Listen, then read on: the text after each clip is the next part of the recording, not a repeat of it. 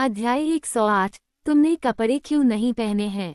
अमर गुफा के बाहर चू निंग ने भोजन समाप्त किया और मेहनत से बर्तन धोए। जहां तक उसके गुरु ने अभी जो कहा था कि द्वैत साधना ही महान दाव है, क्या उन्होंने चू निंग के प्रश्न का उत्तर नहीं दिया था। अब चू निंग ये समझ गया, बस कहने का तरीका बदल दिया गया था, है न। क्या कहने का तरीका बदलने से गुरु का चेहरा थोड़ा बच जाएगा। आखिरकार दूसरों के लिए यह महान दाव के लिए था और उनके लिए भी महान दाव के लिए ही। इस तरह सब कुछ पवित्र और निर्दोष हो गया। और कुछ न भी कहें तो आज सु वानछिंग द्वारा उसे छेड़ने की बात ही ले लो। भावनाएं न हो, यह असंभव था। वाकई दाव साथी बनने के बाद वह अपने गुरु के और भी पहलू देख सकेगा। सफाई पूरी करने के बाद चू निंग मुस्कुराया। जल्दी नहीं, बहुत तेजी से आगे बढ़ने पर वो और ज्यादा बंध जाएगा। इस समय चू निंग ने पहले सिस्टम द्वारा विकसित नए फंक्शनों का अध्ययन करने का निर्णय लिया। क्या उसके पहने हुए सामान को उन्नत किया जा सकता है। सु वानछिंग ने जो जादुई वस्त्र पहले बुना था वह सामग्री के कारण उच्च स्तरीय था और तैयार वस्तु भी उच्च स्तरीय ही थी। सिस्टम इनाम सक्रिय होने के बाद वह सीधे आध्यात्मिक स्तर के शिखर तक उन्नत हो गया। अगला उन्नयन अमर स्तर होगा, है न। 1,00,000 योगदान अंक खर्च कर अमर स्तर में उन्नत किया जा सकता है।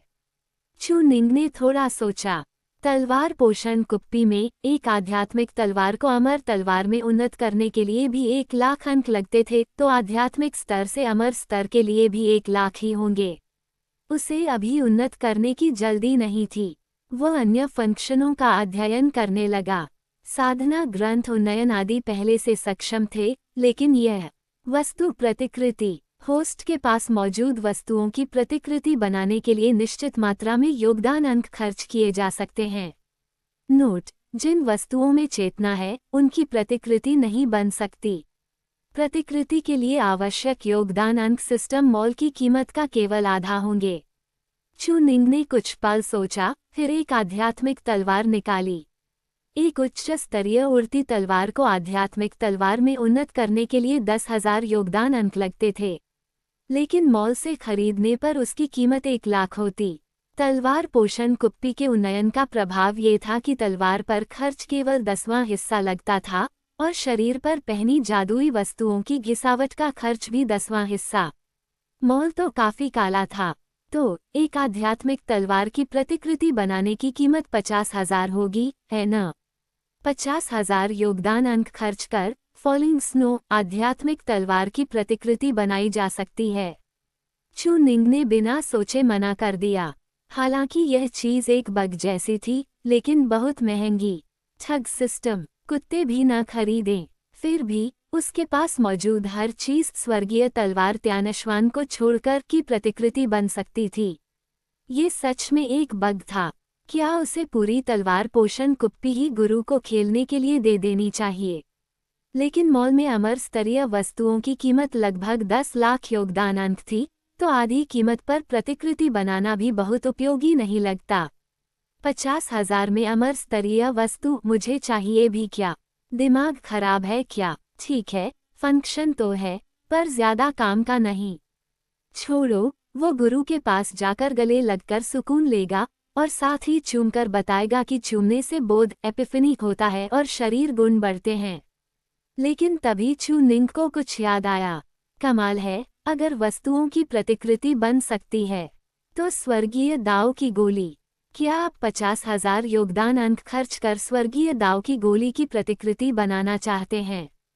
चू निंग स्तब्ध रह गया, उसका शरीर कांप उठा। हे भगवान, ये क्या है। इस चीज के लिए कैस हेवन दाओइस्ट को अपनी ही बेटी को मोहरा बनाना पड़ा था। दुनिया में बस कुछ ही लोग इसे पा सकते थे और त्यान श्वानजी तो अपनी ही संप्रदाय की रक्षा तक नहीं कर पाया था, ऐसी औषधि दे पाना तो दूर। और अब इसकी प्रतिकृति 50,000 योगदान अंकों में। सिस्टम इसे बेचता भी नहीं था। आखिर यह वस्तु केवल 9 स्वर्गीय मीनार बनाने के लिए थी और इसका स्तर बहुत ऊंचा नहीं था। लेकिन धत, दुनिया में 9 स्वर्गीय मीनारें कितनी हैं। अगर इसे बेचा जा सकता और त्यान श्वानजी की व्याख्या थी कि यह वस्तु उन्हें 9 स्वर्गीय मीनार तक पहुंचने में मदद कर सकती है। अगर असफल हुआ तो मैं एक और शीशी निकाल दूंगा, फिर कहूंगा कम है, लो, और है। प्रतिकृति पहले एक बनाओ, फिर मूल को संदर्भ टेम्पलेट बना लो, जरूरत पड़ते ही बनाते जाओ। चू निंग का मुंह टेढ़ी मुस्कान से भर गया। आखिरकार कुछ तो काम का निकला। जहां तक सम्राटिया दाव शास्त्र का सवाल है, चू निंग ने उसे आजमाया। उसे लगा कि यह बेकार है। उसने परिचय देखा, ये सम्राटिया दाव की को संघनित करने के लिए था, लेकिन उसका स्रोत दूसरों की प्रशंसा पर निर्भर करता था, वरना यह निष्क्रिय रहता। अगर ऐसा है, तो बाद में साधना करने में भी हानि नहीं। छठी परत, ड्रैगन हाथी दमन कारागार शक्ति। छठी परत, शाश्वत जीवन मूल दाव शास्त्र। 5वीं परत, विशाल तलवार अध्याय और निगल स्वर्ग दानव कौशल भी। अब चू निंग ने अपना दाव शरीर गढ़ लिया था और महान सिद्धि बस पासी थी। वह पहले अपने गुरु के तलवार शरीर को उन्नत करने में मदद करेगा, उसका अपना अभी नहीं बढ़ सकता तो बाद में देखेंगे। ये सोचकर चू निंग हंसा और अमर गुफा का द्वार खोल दिया। अभी से अब तक वह खुला ही था, जानबूझकर दरार छोड़ी हुई। हाँ गुरु, आप सोते समय दरवाजा क्यों नहीं बंद करती? चू निंग मुस्कुराकर बोला, अगर कोई बुरा आदमी घुस आए तो गुरु खतरे में पड़ जाएंगी, है न? कहते ही चू निंग ठिठक गया। अरे, अमर गुफा कितनी सुव्यवस्थित है। वैसे क्या मेरे कमरे की अमर गुफा भी गुरु ने ही सजाई है? वाकई अच्छी माँ खास एक सुशील पत्नी और आदर्श गृहिणी। अंदर साज सज्जा अत्यंत सलीकेदार थी, लगभग ताइश्वान संप्रदाय की अमर गुफा जैसी। चाहे चाय की मेज हो, भित्ति चित्र हो या बिस्तर की चादरें। अरे, बिस्तर की चादरें नई सिली हुई हैं, क्या मेरे यहाँ भी हैं? ओह हाँ, याद आया, मेरे यहाँ भी हैं। सु वानछिन केवल अंतर्वस्त्र पहने बिस्तर के सहारे बैठी, हाथ में किताब लिए ध्यान से पढ़ रही थीं। चू निंग की बात सुनकर वह हल्की हंसी हंसी। हे, बुरा आदमी घुसा क्या? चू निंग खांसा और बेफिक्री से बिस्तर की ओर बढ़ा। वह, गुरु, आप क्या पढ़ रही हैं? शिष्य भी पढ़ेगा। क्या आप चोरी छिपे साधना कर रही हैं? गुरु होकर शिष्य की पीठ पीछे साधना। हाँ, मैं कविता के माध्यम से संतत्व प्राप्त करने की योजना बना रही हूँ। क्या तुम्हें ये सीखने की जरूरत है? तुमने तो काफी रोमांटिक कविताएं कही हैं। सु वानछिन ने उसे यूं ही दिखाया, वाकई कविता ही पढ़ रही थीं। लेकिन लगता था उन्होंने बस पहला पन्ना ही देखा था। क्या सच में इस दुनिया में कविता से संतत्व पाया जा सकता है? तो शिष्य देखना चाहता है। कहते हुए वह रजाई में घुसने की तैयारी करने लगा, जिससे सु वानछिन की पलकें फड़क उठीं। पहले कही बातें सच हो गई थीं। अगर शिष्य बिस्तर में घुसना चाहे तो वह क्या करें? उसे बाहर निकाल दें। अगर बाहर निकाला और वह आया ही नहीं, तो उसे मनाकर वापस लाना पड़ेगा। नहाने जाओ। सु वानछिन ने आंखें उठाकर चू निंग को देखा। तुम पूरे दिन साधना करते रहे हो, पसीने से ढके हो। जाकर नहा लो। गुरु, शिष्य तो एक साधक को भला बदबूदार पसीना कैसे होगा? वे तो पहले ही शुद्ध और निर्मल होते हैं, तो पसीना भी नहीं होता। गुरु की तरह दिन भर सुगंधित पसीना भी मुश्किल से दिखता। लेकिन चू निंग इतना भोला नहीं था। वो उसे नहाने क्यों भेज रही थी? ताकि नहाकर नग्न होकर कूदे, है ना? ठीक है गुरु, शिष्य अभी जाता है, कहकर वह मुड़ा। चलते चलते उसके कपड़े गायब हो गए और वह सीधे आध्यात्मिक कुंड में कूद पड़ा। हिस टिल्ड, यह आध्यात्मिक कुंड, यह आध्यात्मिक की टिल्ड। सिहरन दौड़ गई। दाऊजी महल वाकई अच्छा स्थान है। ये सिर्फ नहाना नहीं, यह अलग तरह की साधना है। उसकी आध्यात्मिक जड़ें उन्मत्त होकर की सोखने लगी, यहाँ तक कि अवचेतन में भी। उसका शाश्वत स्रोत दाव शरीर भी लगातार की अवशोषित कर और शक्तिशाली होता गया। पर चू निंग को इसका एहसास नहीं था। वह तो चोरी छिपे नजर डाल रहा था। उसने देखा कि सु वानछिन की दृष्टि उसकी ओर थी। चू निंग मन ही मन खुश हुआ, पर कुछ बोला नहीं।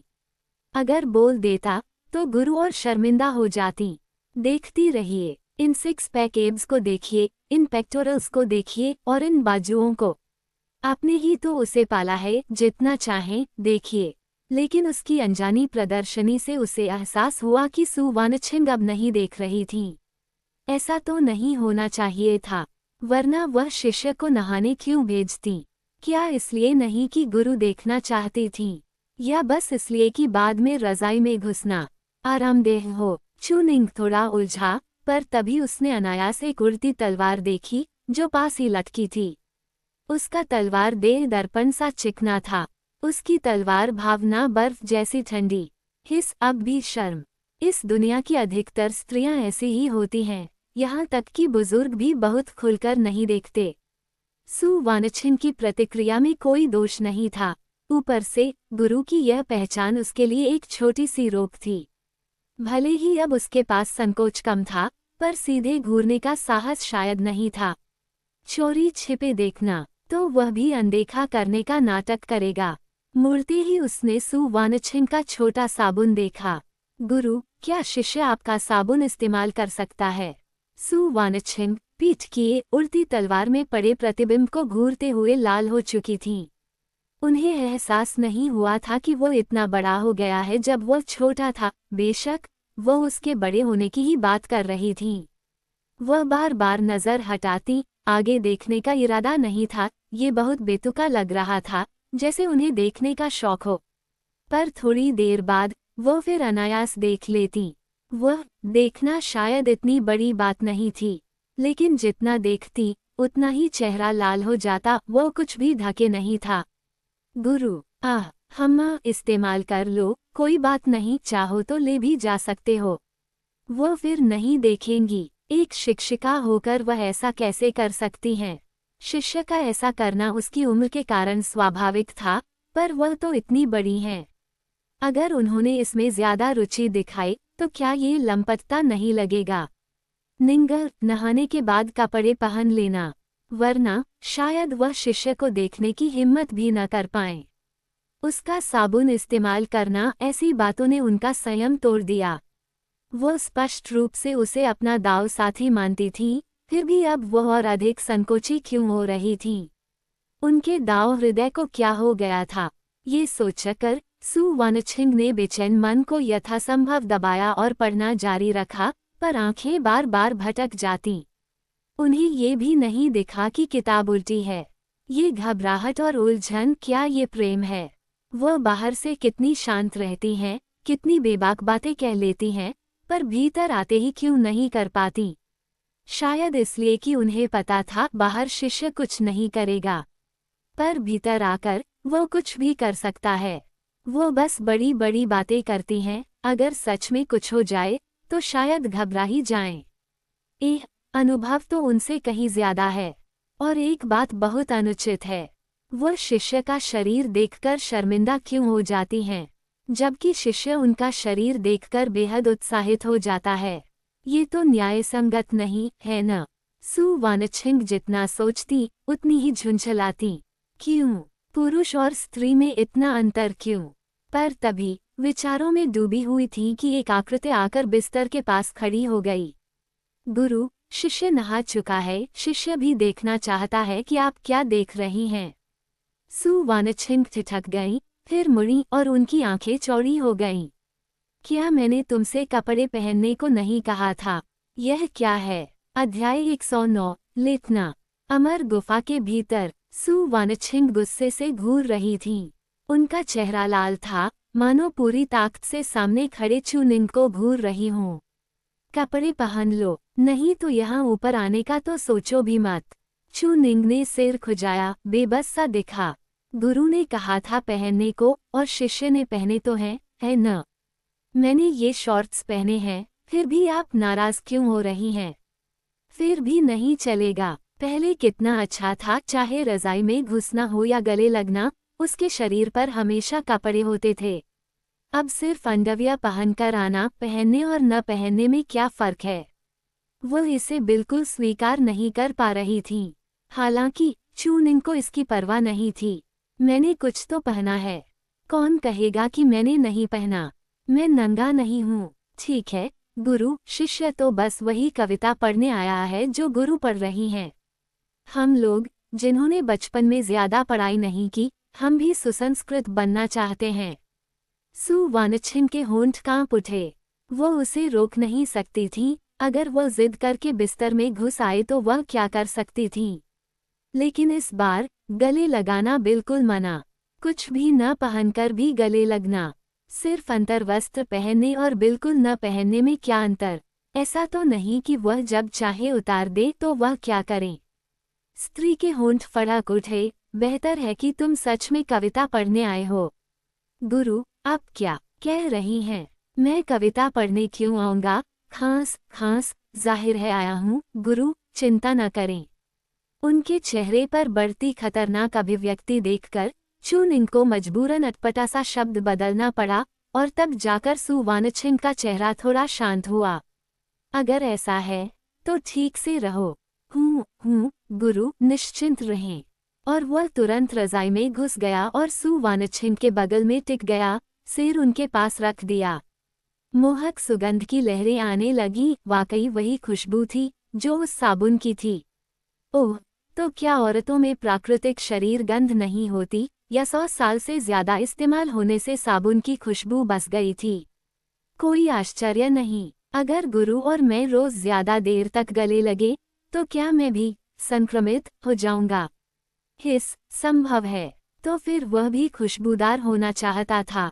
लेकिन इस बार सु वानछिन ने सीधे किताब सामने रख दी और पेटी से मुक्त लहरें सीधे किताब का स्टैंड बन गईं। चू निंग भी काफी हैरान हुआ। इसे ऐसे भी इस्तेमाल किया जा सकता है। नई चीज सीख ली। गुरु वाकई गुरु हैं, उनसे सीखने को बहुत कुछ है। ऐसा देखकर चू निंग ने कोई ज्यादा साहसी हरकत नहीं की, बस वहीं टिका रहा। सु वानछिन का भाव धीरे धीरे शांत हुआ, लेकिन दिल अब भी जोर जोर से धड़क रहा था। आदमी का शरीर कितना गर्म, पहले भी महसूस किया था, लेकिन तब कपड़ों के ऊपर से। अब उनके बीच बस वही एक पतला अंतर्वस्त्र था जो उन्होंने पहना था। निंगर की बाहें सच में मजबूत थीं और काया भी उत्तम। उनका दिल और उलझ गया।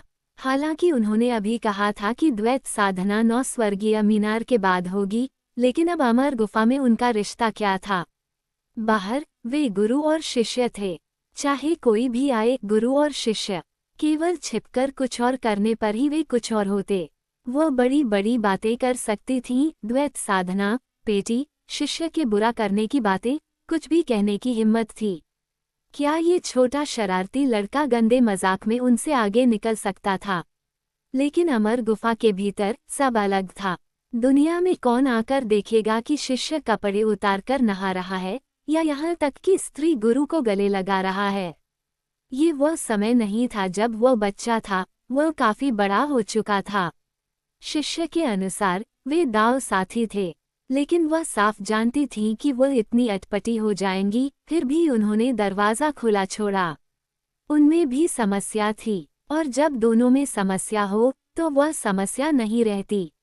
लेकिन अगले ही पल सु वानछिन का चेहरा सख्त हो गया। हमने पढ़ने का कहा था, तुम्हारा हाथ क्या कर रहा है? सु वानछिन के निचले पेट पर टिका चू निंग का हाथ ठिठक गया। फिर वह तुरंत गंभीरता से सिर हिलाने लगा। शिष्य तो देख रहा है, गुरु देखिए ये कविता कितनी अच्छी लिखी है।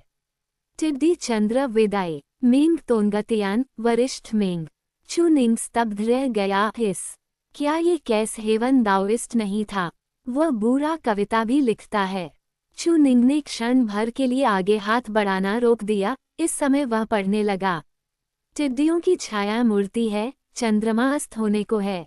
सूने आंगन में अकेला टिककर गिरी पंखुड़ियां गिनता हूँ। इन वर्षों के बाद क्या कोई पश्चाताप होगा? रात शीतल है, हवा कोमल, खिड़की की जाली भेदती हुई। एक वीरानी और शून्यता की अनुभूति उसे घेरने लगी। सु वानछिन ने हल्का सिर हिलाया। युवा अवस्था में कैस हेवन दाओइस्ट लुआंतियान क्षेत्र में मात्र एक स्वतंत्र साधक था। तुम्हारे कनिष्ठ गुरु चाचा मेंग यिरान की मां से मिलने के बाद ही वह धीरे धीरे महाद्वीप पर उभरने लगा। और आपने कनिष्ठ गुरु चाचा भी जोर दिया, गुरु, आपको इतना असुरक्षित होने की जरूरत नहीं। तो कैस हेवन दाओइस्ट की पत्नी का क्या हुआ? वूजी शिखर 8 परिवर्तन 9 परिवर्तन में तूपो असफल रहा। हिस इतनी शक्तिशाली हस्ती भी असफल। वर्तमान समझ के अनुसार 9 मंजिला चांगशेंग टॉवर न होने के कारण वूजी शिखर 9 परिवर्तन में प्रवेश असंभव था और आगे बढ़ना स्वाभाविक ही असंभव। शायद इसी वजह से कैस हेवन दाओइस्ट ने मिंग यिरान को 9 स्वर्गीय मीनार दिलाने की भरसक कोशिश की। चू निंग ने ये सुनकर कुछ देर सोचा। उसने नहीं सोचा था कि यूं ही पढ़ी कविता कैस हेवन दाओइस्ट की होगी, अपनी पत्नी के प्रति विरह व्यक्त करती हुई। कोई आश्चर्य नहीं कि मिंग यिरान इतनी कठोर थी, सचमुच लुआंतियान क्षेत्र की वारिस। लेकिन गुरु, ऐसा लगता है कि हमारे महाद्वीप के सभी शक्तिशाली साधक औरतों के सहारे ही उभरे हैं। सु वानछिंग हंसी, ऐसा कैसे हो सकता है? हालांकि कैस हेवन दाओइस्ट शुरू में स्वतंत्र साधक था, उसके पास भी 9 मंजिला चांगशेंग टॉवर था और उसने स्वयं बहुत सी शक्तियां जुटाईं। उस समय दाऊजी महल सबसे बड़ा भी नहीं था। उनकी भेंट भी इसलिए हुई क्योंकि स्वतंत्र साधक गुमनाम था। तब स्वर्ग, पृथ्वी और मानव की आनलोंग सूचियां नहीं थीं, कौन किसे जानता। लेकिन लोग मेंग तुंगतियान को नहीं जानते थे, दाऊजी महल के स्वामी को जानते थे। दोनों की शक्तियां महाद्वीप पर बार बार टकराईं और दोनों की ख्याति बढ़ती गई। बाद में कैस हेवन दाओइस्ट ने अपनी पत्नी को मारने के लिए जाल रचा, लेकिन निर्णायक क्षण में उसने जीत घोषित की और पत्नी को जाने दिया। उसके बाद उस स्त्री ने उसे फॉर्मिडेबल माना और दोनों की शक्तियां एकजुट हो गईं। दाऊजी महल रातों रात शीर्ष शक्ति बन गया। इस दृष्टि से यह पारस्परिक प्रशंसा ही थी। चू निंग ने गंभीरता से सिर हिलाया और उसका हाथ सु वानछिंग के अंतर्वस्त्र की दरार में सरक गया। सु वानछिंग का भाव खतरनाक हो उठा, लेकिन चू निंग हंसा, गुरु, आगे बताइए। उसने कुछ और नहीं किया, बस उनके निचले पेट को सहलाता रहा। अरे जरा भी ढीलापन नहीं, ये स्पर्श देखकर कि चू निंग ज्यादा सीमा नहीं लांघ रहा, सु वानछिंग ने कुछ नहीं कहा और आगे बोली, इसे पारस्परिक प्रशंसा ही कहा जा सकता है। क्या तुम जानते हो कि महाद्वीप के अधिकांश शिखर साधक स्त्रियां क्यों नहीं हैं? क्यों? या तो उनकी साधना और दाव साथी की साधना में बहुत अंतर होता है। दाव साथी नष्ट हो जाता है और उनकी संतानें भी आलसी होकर नष्ट हो जाती हैं, या वे मानते हैं कि स्त्रियां मूलतः लेने उपयोग करने की वस्तु हैं। महान साधकों के लिए स्त्रियां मात्र वस्तुएं होती हैं। इस संसार में अनेक शिखर महान साधकों में से बहुत कम वास्तव में प्रेम भाव की परवाह करते हैं। वे अधिकतर ये देखते हैं कि उनका दाव अनुकूल है या नहीं। कैस हेवन दाओइस्ट और मेंग की मां की तरह उनकी मुलाकात युद्ध से हुई, मृत्यु युद्ध से। लेकिन इसी कारण वे परिचित हुए। समझे? शिष्य समझ गया। तो हिसाब से काफी साल हुए होंगे। सिर्फ 100 साल। महान साधक के लिए 100 साल पलक झपकने जैसा है। सु वानछिंग ने हल्की आह भरी। गुरु के लिए ये 100 साल एक क्षणिक स्वप्न जैसे रहे, सफेद घोड़े का दरार से गुजरना। सच में पलक झपकते बीत गए। लगता है कल ही मैं गांव में मेहनत कर रही थी और आज दाऊजी महल में हूँ। ये कल्पना भी कठिन है कि मेरा दाव साथी होगा और एक शिष्य भी। जीवन कितना अप्रत्याशित है। किसने सोचा था कि तब उठाया गया वह छोटा लड़का आज उनकी छाती छूने की कोशिश करेगा? वरना उसका हाथ ऊपर क्यों बढ़ता जा रहा है? चू निंग हंसा। शिष्य को लगता है कि पिछले 18 साल बहुत तेजी से गुजरे, लेकिन अब समय खींचता सा लगता है। सु वानछिंग नाखुश होकर भौहें सिकोड़ गईं। क्या गुरु के साथ रहना तुम्हें कठिन लगता है? नहीं, बस ये कि गुरु के साथ बिताया हर पल बेहद कीमती लगता है, यही कहना था। इसे कहते हैं दिन रात विरह, हर पल साल सा लगता है। ठीक से कहना ना आए तो मत कहा करो। आपने मुझे ज्यादा किताबें पढ़ाई भी नहीं, समय खींचना, सूझ जाना भी बहुत है। सु वानछिंग ठिठक गईं, ये कथन जैसे अचूक था। अगर ऐसा है तो और किताबें पढ़ो और उन बेकार बातों के बारे में मत सोचो। चू निंग ने हामी भरी, पर सुना नहीं। निचले पेट को सहलाता हाथ धीरे धीरे ऊपर बढ़ा, लेकिन कपड़ों की डोरी ने रोक लिया। ये सोचकर उसने चुपचाप डोरी खोल दी। बेशक ध्यान भटकाने को कुछ और भी कहना था। ये तो ये जिंगश्वान की कविता है, वह शांत रहस्य दाओइस्ट है न? क्या तुम्हें उसके बारे में बहुत जिज्ञासा है? मैं तो उसे भोंक दूं, किस बात की जिज्ञासा? लेकिन बात यह है कि पश्चिमी मीनार पर अकेली टेक लगाकर शरद हंस गिनती हुई, काले बाल धीरे धीरे हिम से सफेद, आंसू व्यर्थ बहते। तुम्हारा हृदय फीनिक्स वृक्ष पर ठहरना नहीं चाहता, फिर क्यों किसी और नौक की ओर मेघों को समेट लेती हो? चू निंग के होंठ फड़क उठे। वह जिसने 100 साल से कम में वूजी शिखर 9 परिवर्तन प्राप्त किया, ये किसके लिए इतना विषाद है?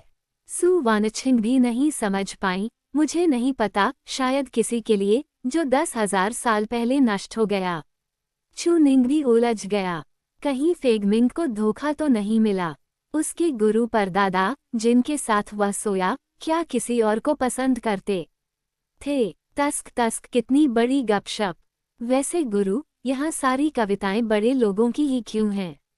कैस हेवन दाओइस्ट, शांत रहस्य दाओइस्ट। अरे यहाँ तो दानव क्षेत्र के दानव असीम की भी है। अंधे हो क्या? नहीं दिखता? ये महाद्वीपीय पवन मेघ चतुष्पादी है। 8वें क्षेत्र से नीचे वालों की रचनाएं यहाँ छपती ही नहीं। पर ये बड़े लोग अपनी ये बातें दूसरों को दिखाने क्यों देते हैं? दुख तो निजी होता है न? क्योंकि लिखना ही दूसरों को दिखाने के लिए होता है। उनमें भी भावनाएं होती हैं, पर इस स्तर के लोगों में ऐसा हृदय स्वभाव दुर्लभ होता है। तब चू निंग समझ गया, कभी कभी उदासी, पर आमतौर पर फिर भी बड़े लोग है न? कमल सुनो, डोरी खुल चुकी थी, पर दोनों जैसे मौन सहमति में कविता पर बातें करते रहे। मानो मैं जानता हूँ तुम्हारी नीयत, और तुम जानती हो कि मैं संकोच का अभिनय कर रही हूँ। वे लगभग 7 सो चुके थे, थोड़ी अटपटाहट कोई बड़ी बात नहीं। वह जो चाहता था अब भी पा सकता था। ये पहली बार था जब उसने सच में ऐसा महसूस किया। हरकतें हल्की रखनी थीं, ज्यादा हुई तो बात बिगड़ सकती थी और डांट पड़ती। जब तक ज्यादा न हो सब ठीक था। चू निंग ने सांस ली। यह कोई आश्चर्य नहीं कि पहले रजाई में सटकर इतना अच्छा लगता था। आमतौर पर ध्यान नहीं जाता, पर पेटी के पार भी वह अब महसूस कर रहा था। गहराई में छिपा हुआ। अध्याय 110, कितना हास्यास्पद। सु वानछिंग ने स्वाभाविक रूप से ये सब नोटिस किया। असल में पहले ही जब उसे इसका आभास हो गया था, तो शिष्य कभी कभी उसकी ओर नजर डाल लेता था। एक सुंदर स्त्री किसी सज्जन का स्वाभाविक आकर्षण होती है, ये सामान्य है। पहले वह शक से बचने के लिए कुछ नहीं कहती थी, लेकिन अब शक से बचना शायद असंभव था और उसका दिल पहले से भी तेज धड़कने लगा। यह उस समय से बिल्कुल अलग था जब वो उसके ऊपर लेटा था। क्या सभी पुरुष इसी चीज की लालसा रखते हैं? बेशक वो कुछ कहने की हिम्मत नहीं कर पाई, क्योंकि कहने से कोई फायदा नहीं था। वो और उसका शिष्य पहले ही इस हद तक निकट हो चुके थे, लेकिन उसने ऐसा एहसास पहले कभी नहीं किया था। उसका हाथ न सिर्फ वहां चला गया था, बल्कि वह। सु वानछिंग की सांसें तेज हो गईं। इस पल कविता पढ़ना तो दूर, शांत चेहरा बनाए रखना भी उसके लिए कठिन हो गया। आखिरकार चू निंग इस समय लगभग निर्वस्त्र ही था। उसने नीचे क्या पहना था? सही है, उसने कहा था कि 9 हेवेंस टॉवर के बाद द्वैत साधना, ड्यूल कल्टिवेशन बेहतर रहेगी, क्योंकि तब उसका प्रभाव ज्यादा होगा। उसे अब ये बात बुरी नहीं लग रही थी। आखिर जब जीवन एक दूसरे से जुड़ चुका है, तो डर किस बात का? बस इतना था कि अगर यह अचानक हो जाए तो मानसिक तैयारी नहीं होती। लेकिन जब बात पहले से तय हो, तो ज्यादा से ज्यादा पूरे शरीर को छूना ही तो होगा। पर ये मैं उसकी गुरु हूँ। अब उसे याद आया कि वो उसकी गुरु है। फिर मैं पहले क्या कर रही थी? मन में यह मान लेना कि शिष्य पहले ही दाव साथी है, एक बात है, लेकिन वास्तव में उसका सामना करना दूसरी। उसका चेहरा तुरंत कानों तक लाल हो गया। उसने किताब से ध्यान भटकाने की जबरदस्ती कोशिश की, मगर नहीं कर पाई, क्योंकि शिष्य साफ तौर पर पेटी बेलीबैंड से असंतुष्ट लग रहा था। सु वानछिंग अब और सहन नहीं कर पाई। उसने सीधे चू निंग को घूरा और उसका कान पकड़ लिया। तुम यहाँ कविता सीखने आए थे, है न? अब क्या कर रहे हो? भले ही वह अनिच्छुक थी और पहले ही शिष्य से ये तय कर चुकी थी कि गुरु होने का दबाव नहीं डालेगी, लेकिन अब वह इसे सहन नहीं कर सकती थी। ऐसी स्थिति में कौन शांत रह सकता है? कौन जाकर यह कहेगा तो छुओ, मुझे परवाह नहीं, जैसे चाहो छुओ। वह तो वेश्यालय की औरत होगी, वह नहीं। वह ये कैसे सह सकती है? उसका मन पहले ही कांप रहा था और अब वह और भी संवेदनशील हो गई थी। वह आगे नहीं बढ़ना चाहती थी। अगर गले लगाना है तो लगाओ, अगर चूमना है तो चूमो, बस ये सब और मत करो। हालांकि चू निंग बस हल्के से मुस्कुराया और ऊपर देखा। क्या मैं कविता नहीं सीख रहा? सु वानछिंग ने दांत पीसते हुए कहा। क्या गीला सूखा वाले गीले की बात है? उसके मुंह से ऐसे शब्द निकल गए जो किसी शेरनी जैसे उग्र थे। वह शिष्य को डराकर भगा देना चाहती थी। आमतौर पर वह जवाब देने की हिम्मत नहीं करता, यह जरूर काम करता। लेकिन इस समय ये शब्द छू निंग पर बिल्कुल बेअसर थे। वह झुकना छोड़कर सीधे उसे बाहों में भरते हुए हंस पड़ा और उसे अपने नीचे दबा लिया। उसके शरीर की कोमलता महसूस करते हुए वह धीमे से हंसा। गुरु, गीला हो या नहीं, शिष्य को परवाह नहीं। शिष्य तो बस ये जानना चाहता है कि वो कविता कितनी सुंदर है। क्या वह शिष्य से ज्यादा सुंदर है? ये कहकर उसने सु वानछिन के हाथ से किताब छीन ली और उसे एक तरफ फेंक दिया। ये देखकर सु वानछिन ने मुड़कर देखा और अनिच्छा से बोली, वह किताब गुरु ने बहुत से स्पिरिट स्टोन देकर ली थी, नीलामी से। अगर खराब हो गई तो बहुत नुकसान होगा। टूटी नहीं है, शिष्य देख रहा है, सावधानी से। एक सज्जन कुछ देर तक सज्जन बन सकता है, मगर वह वैसा नहीं था। उनका रिश्ता अब साफ था। हमने 2 कविताएं पढ़ ली, गुरु। क्यों न गुरु शिष्य का अध्ययन करें? चू निंग मुस्कुराया, एक हाथ से सु वानछिन की कलाई पकड़े हुए। उसके चेहरे की लाली देखकर उसका मुंह सूख गया। गुरु, कविता ज्यादा सुंदर है या शिष्य? बागी शिष्य। उसने अपनी हांफती सांसों को शांत करने की पूरी कोशिश की, सीधे देखने की हिम्मत नहीं की, मगर चू निंग ने उसका चेहरा उठाया। उनकी नजरें मिली और उसकी आंखों में बस मुस्कान थी। अगर आप नहीं कहेंगी तो ठीक है, लेकिन गुरु ने तो कहा था कि आज रात द्वैत साधना कर सकते हैं, है न? स्त्री का सीना लगातार ऊपर नीचे हो रहा था, होंठ कांप रहे थे। मैंने 9 हेवेंस टॉवर के बाद कहा था। इतनी जल्दी क्यों? अगर तुम अभी गुरु का प्राइमल यिन ले लोगे तो तुम्हें कम लाभ होगा। अगर शिष्य को लाभ की परवाह न हो तो गुरु का क्या? क्या तुम्हें गुरु का भी ख्याल नहीं रखना चाहिए? गुरु को भी साधना करनी होती है। तुम्हारी प्रतिभा इतनी गहरी है, अगर द्वैत साधना होगी तो क्या तुम्हें गुरु की भी परवाह नहीं करनी चाहिए? ये दोनों के लिए लाभदायक बात थी। अभी ज्यादा उतावले होने से सब बिगड़ सकता था। चू निंग भी जानता था कि जब कहा गया है तो वही ठीक है।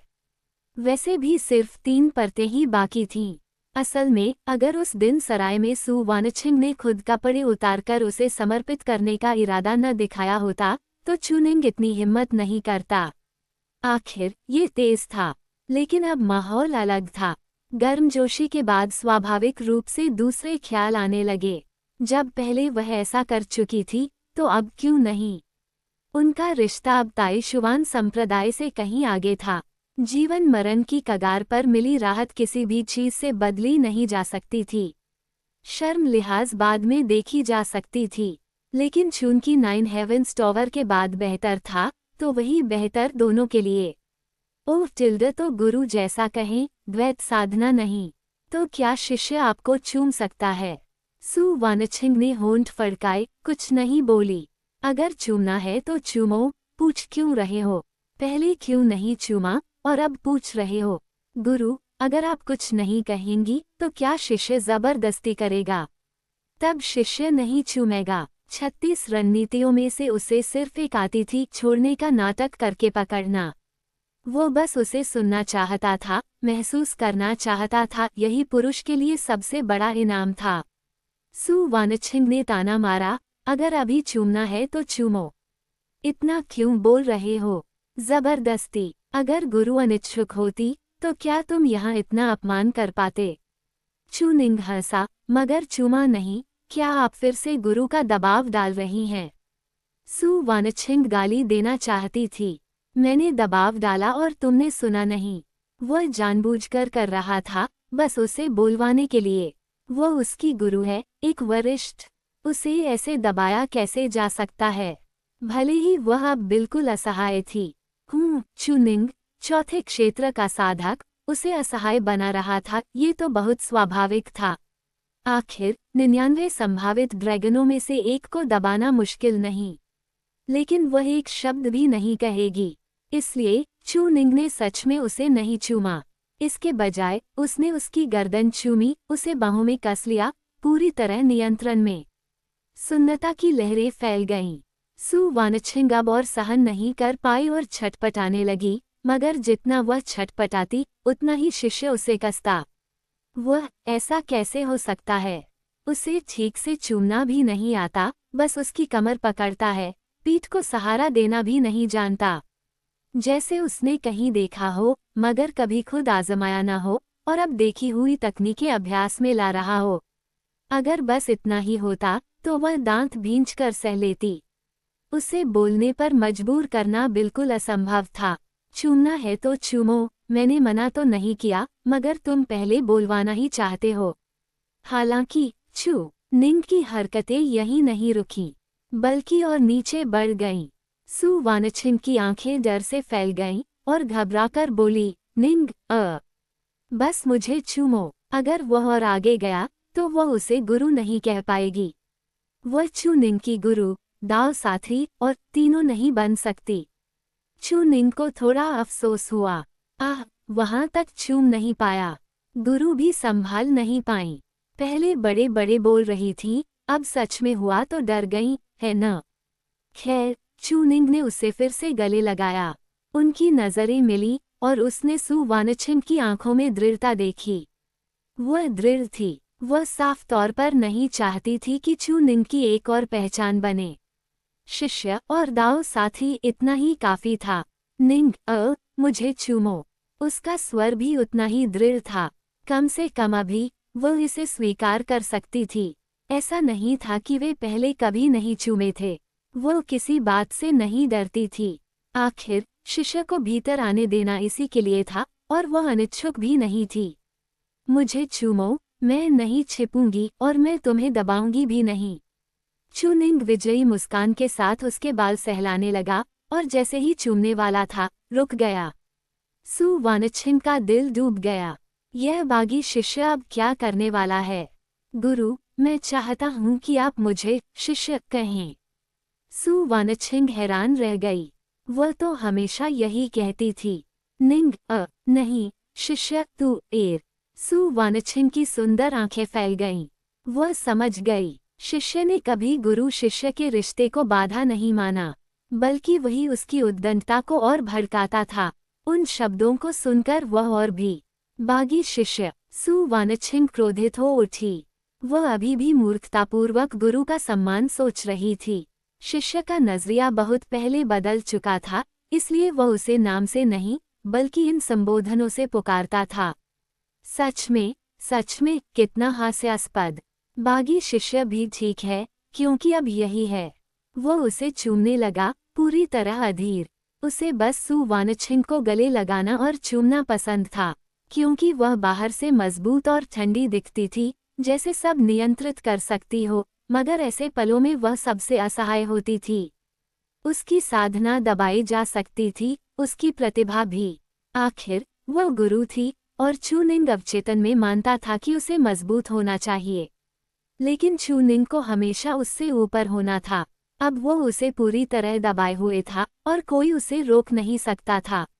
सु वानछिंग, जो गाली देने ही वाली थी, तुरंत बोलने का अधिकार खो बैठी। वह सिर्फ दबी दबी आवाजें निकाल सकी। कुछ देर बाद वह आवाजें भी नहीं निकाल पाई। किसने सिखाया तुम्हें जीभ बाहर निकालना? लार, कितनी गंदी। लेकिन यह एहसास और भी अच्छा था। वह धीरे धीरे संघर्ष छोड़ने लगी। अब जब उनका रिश्ता ऐसा हो चुका था, तो गुरु शिष्य की पहचान पर अटकना बेकार लगने लगा। उसने महसूस किया कि शिष्य की उससे उसके मुंह में भर रही है। एक मजबूत स्त्री और भी मजबूत साथी के सामने हमेशा पिछड़ जाती है, भले ही दूसरे के पास शक्ति या पूंजी न हो, पर जब एक पक्ष हावी हो तो सब संभव है। अर्ध चेतना में उसने महसूस किया कि कोई उसके पेटी के बंधन खोल रहा है। उसने रोकने की कोशिश की, असफल रही। फिर हाथों से ढकने की कोशिश की, मगर उसके हाथ पकड़ लिए गए। अब सब कुछ हो चुका था, जैसे बस द्वैत साधना बाकी हो, मगर ये तो बस शुरुआत थी। दाव साथी बनने की शुरुआत, और आगे बहुत से साल थे। उस त्यानशुवान दाववादी बालक को मारना, उस उद्दंड क्वाइट मिस्टिक दाववादी को तमाचा मारना। वो और उसका शिष्य, जिनकी प्रतिभा प्राचीन आधुनिक सब में अद्वितीय थी, वे उससे कम क्यों हों? 100 साल क्यों चाहिए? शायद 10 साल भी काफी हों। इसलिए उसने धीरे धीरे सारा विरोध छोड़ दिया। उसकी आंखें धुंधली होती गईं। औरतें ऐसे मामलों में हमेशा कमजोर क्यों पड़ जाती हैं? वो कुछ नहीं जानता था, वह ज्यादा जानती थी, फिर भी उसे सब बहुत तेज लगा। इस तरह का चुंबन उसे सारी थकान भुला रहा था, वह बस शांति से उसका आनंद ले रही थी। हालांकि उसने देखा कि शिष्य की आंखें बेचैन हो चुकी थीं। हाँ, पुरुष ऐसे में बस इतना ही नहीं कर सकता, मगर और क्या किया जा सकता था? द्वैत साधना के अलावा वह उसे सब कुछ दे सकती थी, और दीर्घकाल में भी वही सोच रही थी। तब उसकी तलवार दाव देह भी बेहतर हो सकती थी।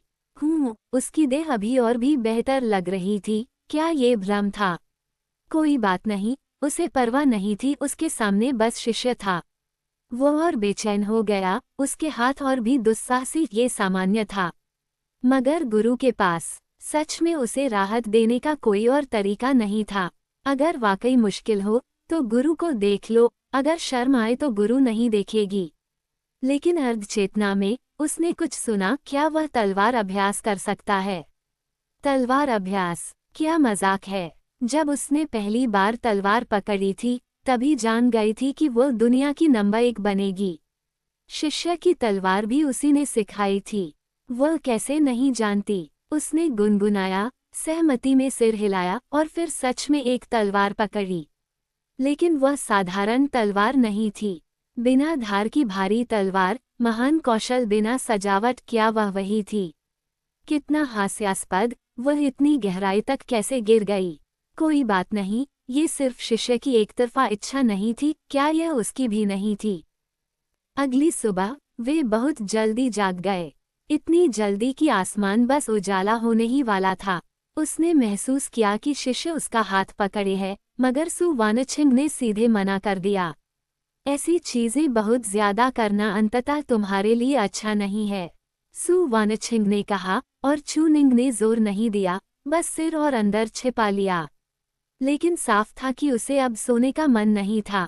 सु वानछिंग ने ऊपर पत्थर की दीवार को देखा, रात को याद किया, और आह भरी। सब अचानक ऐसा कैसे हो गया?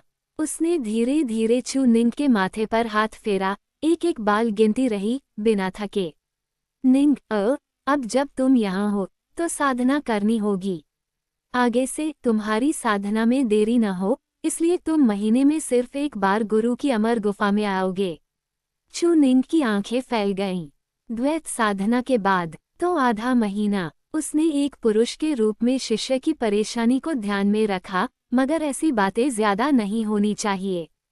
कम में सुख, ज्यादा में शरीर को हानि। चूनिंग ने उसे दयनीय नजर से देखा। आधा महीना तो दूर, वह 1 महीना भी नहीं सह सकता था। हालांकि सु वानछिंग की भौहें सिकुड़ गईं। भले ही मैं तुम्हारी दाव साथी हूँ, मैं तुम्हारी गुरु भी हूँ। तुम्हारे लिए महान दाव का विचार करना मेरा कर्तव्य है। अगर तुम्हें ये पसंद नहीं, तो तुम गुरु की बात न भी मानो। चूनिंग कुछ देर झिझका, फिर कुछ नहीं बोला। वह वास्तव में सह सकता था, आखिर साधना के कई और तरीके थे। लेकिन अगर गुरु खुद आ जाए? छोड़ो, गुरु जैसी व्यक्ति ऐसा कैसे करेगी? शिष्य अवश्य साधना करेगा और 3 साल में संत क्षेत्र में प्रवेश करेगा। डींग मत हाँको, गुरु खुद भी 3 साल में आश्वस्त नहीं है। चूनिंग हंसा, अब भी आत्मविश्वास नहीं है। सु वानछिंग को तब एहसास हुआ, उसकी अपनी देह अचानक अनगिनत गुना बढ़ गई थी।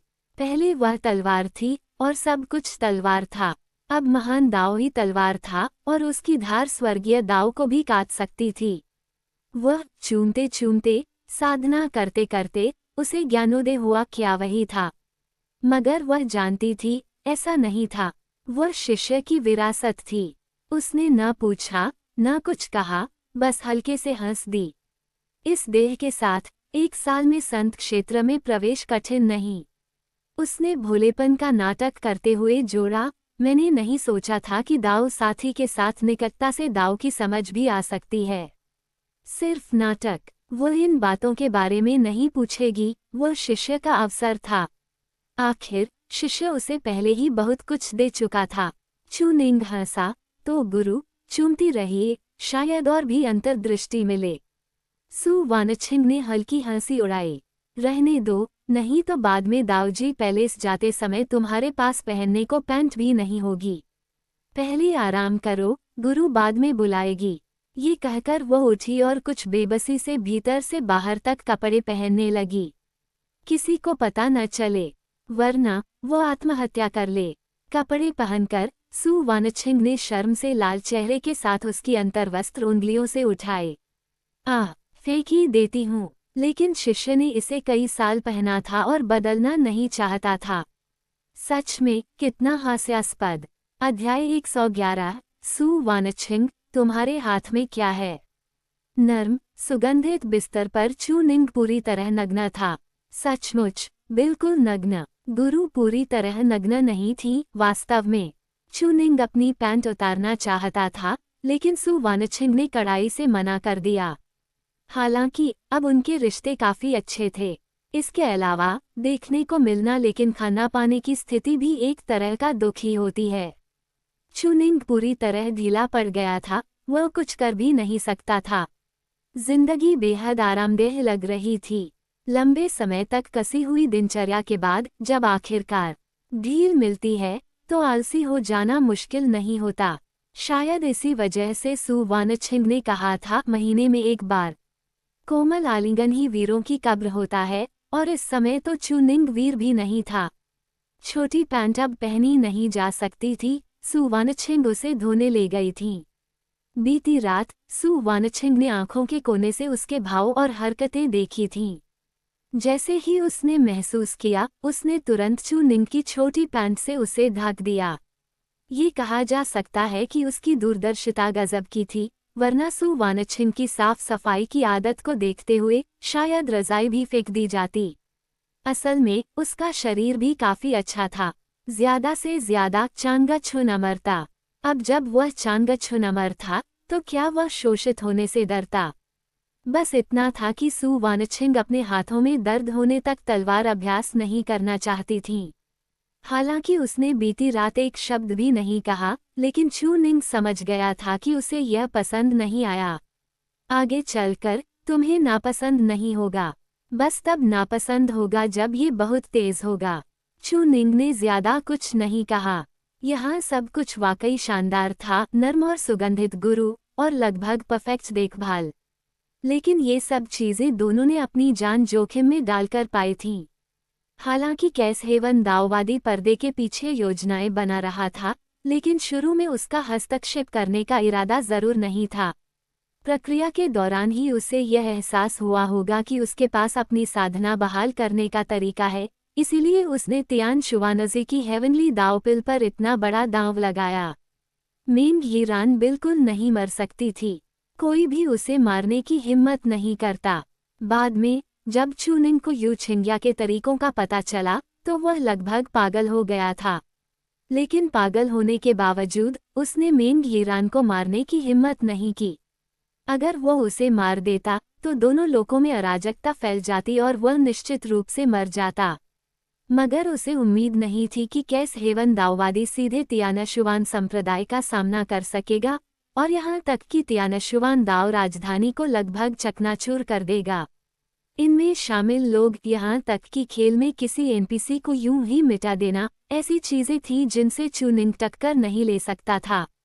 हत्यारा चू निंग, ये सुनने में भले ही कूल लगे, लेकिन ये भी तो देखो कि तुम्हारी रक्षा कौन कर रहा है न? लुवान शेन हॉल का हॉल मास्टर अर्थ रैंक की शीर्ष 10 शक्तियों में से एक परम शक्तिशाली वर्ल्ड ब्रेकिंग संत, उनमें से ज्यादातर ऐसे थे जो सूची में शामिल होने लायक थे। एक ही वर्ल्ड ब्रेकिंग स्तर पर जो सूची में हो, वह दूसरों को पूरी तरह रौंद सकता था। अगर ये लोग उसके दाव की रक्षा न कर रहे होते तो चू निंग कूल बनने की तो बात ही छोड़ो, एक नज़र में ही मार दिया जाता। उसकी अपनी शक्ति भी बेहद अहम थी। अभी वह योगदान अंक कंट्रीब्यूशन पॉइंट्स इसलिए नहीं खर्च कर रहा था क्योंकि वह इन चीज़ों को पूरी तरह पचा ही नहीं सकता था। उसे साधना विधियां तो मिली थीं, लेकिन इन्हें अभ्यास करना जरूरी था।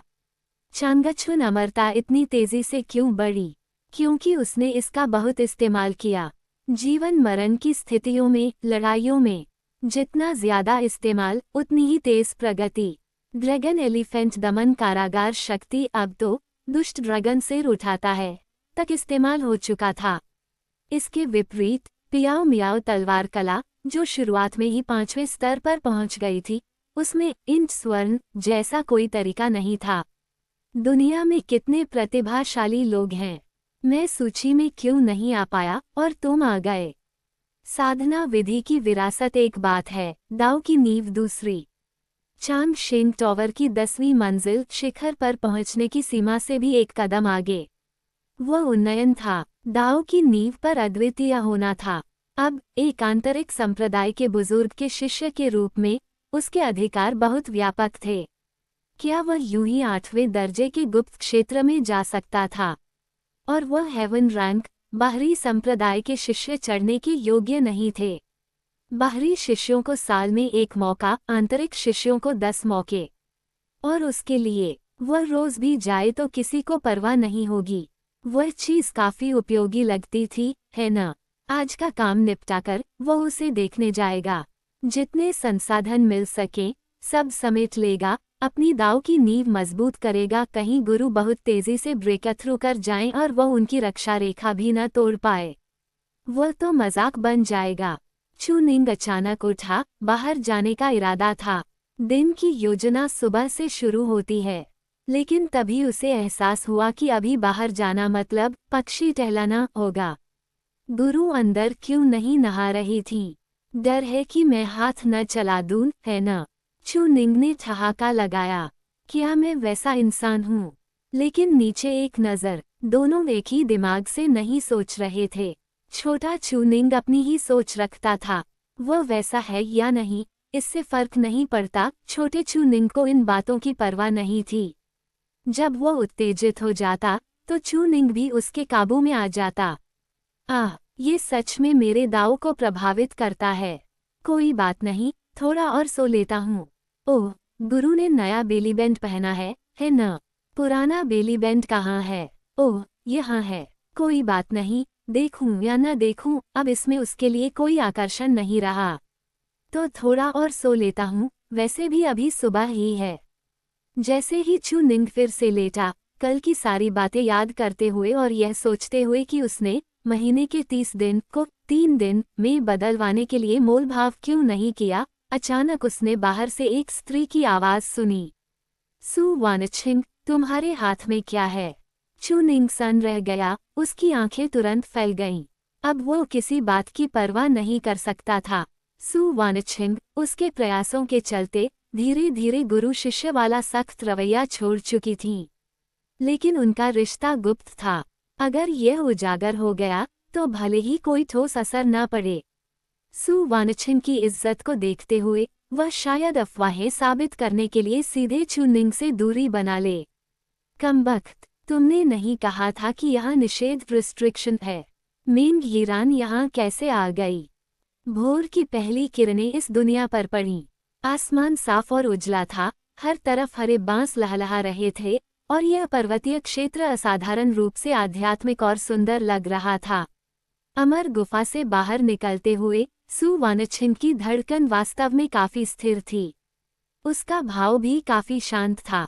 उसे नहीं लगा कि अपने शिष्य के लिए कुछ करना कोई शर्म की बात है। दाव साथी में वे लोग भी आते हैं जो साथ मिलकर महान दाव पर चलते हैं, और वे भी जो भावनात्मक रूप से निकट होते हैं। कैस हेवन दाओवादी और उसकी पत्नी जैसे कई लोग पहले प्रकार के थे। वह मानती थी कि चू निंग के साथ उसे दोनों ही होने चाहिए। उनकी साधनाएं समान थीं, दाओ की समझ समान, तलवार कला और साधना विधियां एक ही वंश से थीं, और एक दूसरे के प्रति भावनात्मक आकर्षण भी था। लेकिन बेहतर यही था कि ऐसी बातें उजागर न हों। एक गुरु द्वारा शिष्य की इन बातों में मदद करना और पूरी रात लगभग नग्न होकर एक दूसरे की बाहों में सोना। अगर यह बात फैल गई तो वह वहीं आत्महत्या कर लेगी। इसलिए सु वानछिंग ने बीती रात के निशान साफ करने का इरादा किया। सब छोटी पैंट पर थे, किसी व्यक्ति की शरारत के निशान। बेशक अमर गुफा का आध्यात्मिक झरना भी धोने के काम आ सकता था, लेकिन शिष्य की बीती रात की खपत शायद कम नहीं थी, इसलिए उसने उसे थोड़ी देर और सोने दिया। अगर वह गुफा के अंदर रहती तो शायद चू निंग फिर से उसे गले लगा लेता और काफी देर तक रगड़ता, यहाँ तक कि वह संप्रदाय के मुख्य सभागार जाने लायक पैंट भी न पहन पाती। लेकिन जैसे ही वह बाहर निकली उसे टोक दिया गया। कमबख्त, अपने ही इलाके में किसी और द्वारा टोका जाना। सु वानछिन का चेहरा पल भर में सख्त हो गया और छोटी पैंट पकड़ने वाला हाथ भी कांप गया, मानो वहीं फट पड़े। क्या उस बूढ़े वेन युआन ने नहीं कहा था कि यहाँ कोई नहीं आ सकता? क्या तुम्हारे दाऊजी पैलेस का यंग लॉर्ड इंसान नहीं है? वो अंदर कैसे आ गई? अध्याय 112। ये शॉर्ट्स मर्दों वाले जैसे क्यों लग रहे हैं? ज्यादा दूर नहीं, एक मंडप के भीतर काली पोशाक में छोटी शैतानी टांगे मुड़े बैठी थी, उसके चेहरे पर उलझन थी। सु वानछिंग, तुम मुझे ऐसे क्यों घूर रही हो, जैसे मैंने तुम्हें किसी के साथ रंगे हाथों पकड़ लिया हो? मैं तुमसे पूछ रही हूँ, तुम्हारे हाथ में क्या है? तुम यहाँ कैसे हो? मेंग यीरान ने हैरानी से पलटकर पूछा। दाऊजी पैलेस तो पूरा मेरा है। क्या कोई जगह है जहाँ मैं नहीं जा सकती? मैं यहाँ क्यों नहीं हो सकती? सु वानछिंग का भाव ठंडा और सुंदर था। उसने नाखुशी से कहा, ये जगह अब मेरा निवास है और यहाँ निषेध रिस्ट्रिक्शन लगा है। तुम अंदर कैसे आए? मेरे पास टोकन है। मैं सभी निषेधों से बिना रोक टोक गुजर सकती हूँ और पूरे संप्रदाय में कहीं भी जा सकती हूँ, जब तक तुम अलग से कोई गठन फॉर्मेशन न लगाओ। और वैसे भी मेरे पास छिपाने को कुछ नहीं, तो मैं क्यों नहीं आ सकती? मेंग यीरान, मैं तुमसे पूछ रही हूँ, तुम यहाँ क्या कर रही हो? सु वानछिंग ने पास बैठी युवती को घूर कर देखा, उसके भाव पल भर में बुरी तरह डगमगा गए। क्या तुम खास हो या क्या? यह मेरी अमर गुफा है, तुम यहाँ क्यों हो? अगर वह जान गया तो मैं किसी को मुंह कैसे दिखाऊंगी? छोटी शैतानी खिलखिलाई, मुझे डर था कि तुम्हें रास्ता न पता हो। आज संप्रदाय की सभा है, मुख्य हॉल जाना है। तुम्हें रास्ता पता है। वैसे तुम मुझसे इतनी चौकन्नी क्यों हो? मेरी तो साधना भी नहीं रही, फिर भी डरती हो। मेंग यीरान मंडप में लेट गई, मुंह में बांस की पत्ती दबाए, बेफिक्र। साधना खोने का कोई डर नहीं, सिर्फ भविष्य की उम्मीद। पिता ने कहा था 9 हेवंस टॉवर, तो मैं सु वानछिंग को जरूर हराऊंगी। तब फेग मिंग ने 9 हेवंस टॉवर के भरोसे कियानलोंग में पहला स्थान पाया था। असल में उसका पहला स्थान 6 रियल्म में नहीं था, 5 रियल्म के पीक सी व्यूइंग पर उसने उसी संप्रदाय के 6 रियल्म पीक के प्रतिभाशाली से लड़कर जीत हासिल की थी। स्पष्ट है कि 9 हेवंस टॉवर के बाद साधक लगभग इंसान नहीं रहते। लेकिन सु वानछिंग का चेहरा अब भी गुस्से से भरा था। वह जड़वत खड़ी रही, हाथ में छोटी पैंट कसकर पकड़े, कोई बड़ा हरकत करने की हिम्मत नहीं। वो बस जितना हो सके संयम बनाए रखे थी। डर था कि कहीं भेद न खुल जाए। ये चीज अगर ध्यान से देखो तो समझ में आ जाती है।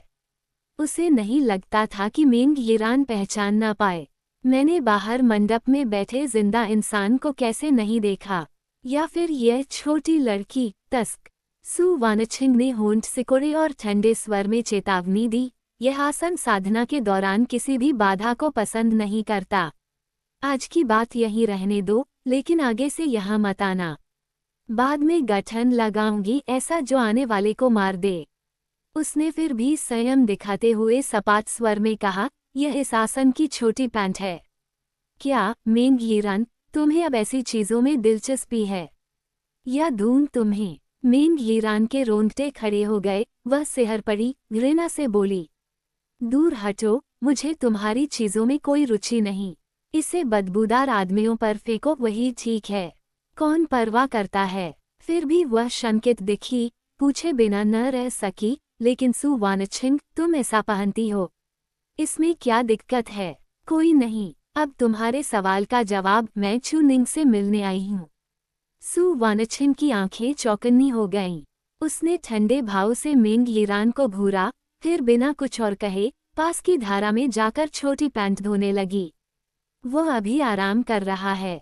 मेंग यीरान ने कुछ नोटिस नहीं किया, उसने सु वानछिंग की छोटी हरकतों पर ध्यान ही नहीं दिया। आखिर बाहरी लोग क्या ही सोचेंगे? गुरु शिष्य साथ रहते हुए कुछ कर रहे हैं, वे तो अलग रहते हैं, शक ही क्या। उसे तो बस अपनी साधना की चिंता थी। तो मैं बाद में साधना करूंगी। बस चू निंग से साधना बहाली के बारे में पूछना था। देखो, अब हम सब परिवार हैं, फिर भी तुम मुझे प्रतिद्वंद्वी समझकर सतर्क हो। सु वानछिंग हंसी, पहले भी प्रतिद्वंद्वी थे तो यह आसन तुमसे नहीं डरती थी। खुद को ज्यादा मत समझो। मेंग यीरान, तुम बूढ़ी औरत, बातें करने में कितनी बुरी हो, इसीलिए तुम्हारी साधना गई और तुम्हें निकाल दिया गया। ये है, लेकिन इस आसन की साधना लौट चुकी है, जबकि किसी और को अभी भी इस आसन के शिष्य से साधना बहाल करवानी है। आओ, घुटने टेककर भीख मांगो, तब मदद करूं। युवती भड़क उठी, बूढ़ी औरत, क्या मुझे भीख मांगनी पड़ेगी? शरण तो तुमने हमारे दाऊजी पैलेस से मांगी थी। सु वानछिंग जरा भी विचलित नहीं हुई। ओह, अब इतनी अकड़! तुम्हारे पिता की उस सड़ी चाल के बिना हम पकड़े ही नहीं जाते। क्या तुम्हें पिता के हाथों फंसना नहीं चाहिए था? मेरे पिता ने मेरी भलाई के लिए किया, तुम्हें क्या पता? हाँ, उसी चाल से इस आसन और इस आसन के शिष्य की जान पर बनाई। क्या कमाल की चाल थी! मेंग यीरान घूर कर बोली, लानत है तुम पर, सु वानछिंग। भूल मत जाओ, अब तुम मेरे दाऊजी पैलेस की सदस्य हो। एक शब्द में पिता से तुम्हें निकलवा दूं। सु वानछिंग ने ठहाका लगाया, आओ, दिखाओ असर। देखिए तुम्हारे पिता हिम्मत करते हैं या नहीं। युवती ने अजीब सा मुस्कान दिया और तुरंत आगे झुककर बोली, बहन सु, मेरी गलती थी। आप महान हैं, छोटी सी बात दिल पर न लें। मेरी साधना बहाल करने में मदद चाहिए। दूर हटो। ही टिल्डा, मेरे पास वो नहीं। वैसे सु वानछिंग, तुम्हारा सीना फिर बड़ा हो गया है। क्या खाती हो? आओ, छूने दो। दूर हटो। सु वानछिंग बाहरी लोगों से नर्म नहीं थी, इसलिए 100 सालों में कोई खुलेआम उसका पीछा करने की हिम्मत नहीं करता था। मेंग यीरान बड़बड़ाई, ऊपर से घृणा जताई, पर असल में उसे अपनी हालत का पूरा एहसास था। 3 महीनों में साधना न लौटी तो 5 क्षयों से उसकी मृत्यु तय थी। कल रात पिता से हालात पर बात करते हुए उसने सु वानछिंग और चू निंग की दुर्दशा भी जानी। पिता की योजना ने उन्हें लगभग मौत के मुंह में धकेल दिया था। बस एक बात अजीब थी, कैस हेवन दाओइस्ट की गणना के अनुसार उन्हें दक्षिणी क्षेत्र में भी पहुंचना चाहिए था, पर वे नहीं पहुंचे। जब तक कि वे कहीं अटके न हों। किस लिए अटके, कौन जाने। बहन सु टिल्डा, अब गुस्सा नहीं दिलाऊंगी। माफ कर दो, ठीक। अगर फिर मेरी बांह छुई तो थप्पड़ पड़ेगा। दूसरों को मारना मना है, पर हम समकक्ष हैं, तुम्हारे पिता मुझे नहीं रोक सकते।